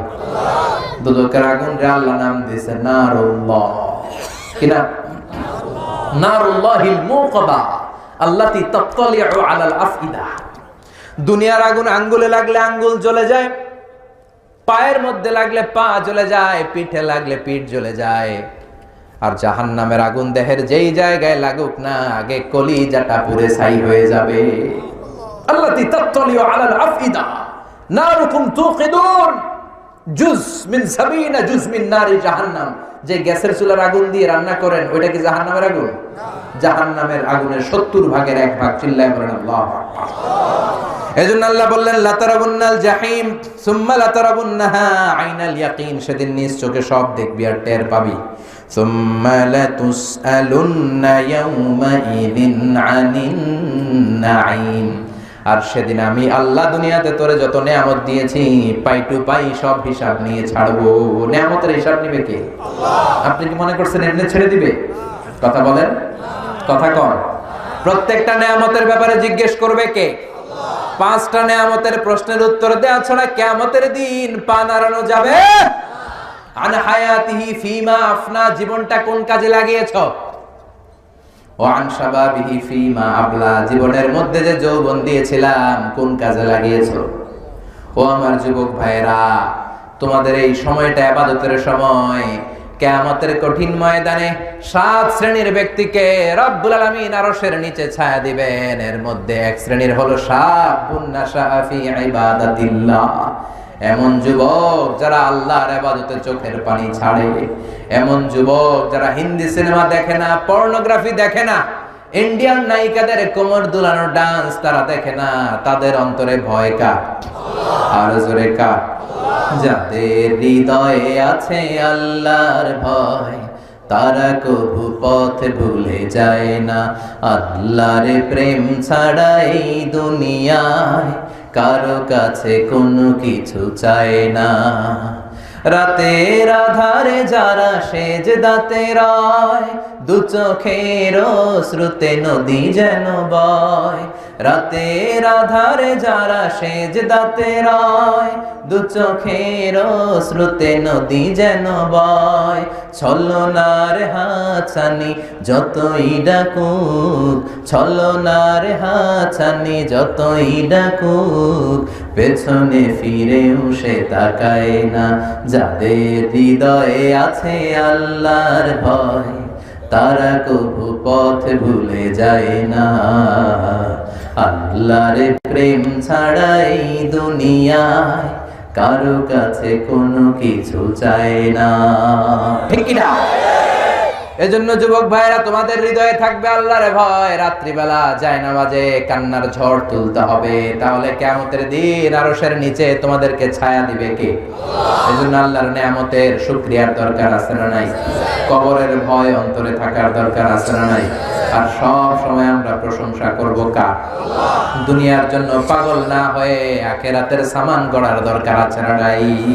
এজন্য এই সূরার কেন্দ্রীয় সাবজেক্ট ম্যাটার হচ্ছে, সেন্ট্রাল থিম হচ্ছে we have to go back to our Lord. এই দুনিয়া থাকার জায়গা না, আমাদের সবাইকে একদিন চলে যেতে হবে, ঠিক কিনা? এই চিন্তাটা যদি আমাদের মাথায় থাকে, ওই লোক পাপ করতে পারে না, দুর্নীতি করতে পারে না, টেন্ডারবাজি করতে পারে না, চাঁদাবাজি করতে পারে না, খাদ্যে ভেজাল দিতে পারে না, ওজনে কম দিতে পারে না, মাছে ফরমালিন দিতে পারে না, মেয়েদের ওন্না ধরে টান দিতে পারে না, ইফটিজিং করতে পারে না, দুর্নীতি করতে পারে না, ভোট চুরি করতে পারে না। চিল্লায় বলেন ঠিক কি না? কারণ তার অন্তরে থাকে কার ভয়? আরো জোরে বলেন কার ভয়? আল্লাহ যেন আল্লাহর ভয় আমাদের অন্তরে রেখে কবর পর্যন্ত পৌঁছার তৌফিক দেয়। আমরা পড়ি আমিন। আপনারা দু চারজন উঠতেছেন কেন? এই যে এদিকে ডান দিকে উঠলেন কেন আপনারা? বসেন বসেন। বিশৃঙ্খলা, আই নেভার টলারেট এনি, কোন ধরনের ফাসাদ বিশৃঙ্খলা আমি পছন্দ করি না। বসেন। আপনাদের যদি কষ্ট হয় হাত তুলে বললেই হতো যে হুজুর অনেক রাত হয়েছে, আমি শেষ করে দিতাম আরো আগে। আল্লাহ আমাদের সবাইকে কথাগুলো বুঝার ও আমল করার তৌফিক দান করুক। আমরা পড়ি আমিন। যতগুলো কথা বলেছি কোরআন সুন্নাহর আলোকে বলেছি, বানিয়ে কিছু বলি নাই। তারপরেও আমার মনের অজান্তে কোনো মিস ইনফরমেশন যদি আমার মুখ ফসকে বেরিয়ে যায়, সেগুলো যেন আল্লাহ তাআলা আপনাদের স্মৃতিপট থেকে মুছে দেয়। আমরা পড়ি আমিন। সত্য, সুন্দর, কল্যাণকর, হকের পক্ষে যা বলেছি তার সবটুকুন আল্লাহ তাআলা প্রথমে আমাকে আমলের তৌফিক দান করুক, আপনাদেরকে আমলের তৌফিক দান করুক। আমরা পড়ি আমিন। আপনারা সবাই ভালো থাকবেন, সুস্থ থাকবেন, সুন্দর থাকবেন, কোরআনের সাথে থাকবেন। আবারও হয়তো দেখা হয়ে যাবে কোনো তাফসীরুল কোরআনের ময়দানে। সুবহানাকাল্লাহুম্মা বিহামদিকা আশহাদু আল্লা ইলাহা ইল্লা আনতা আস্তাগফিরুকা ওয়া আতুবু ইলাইক।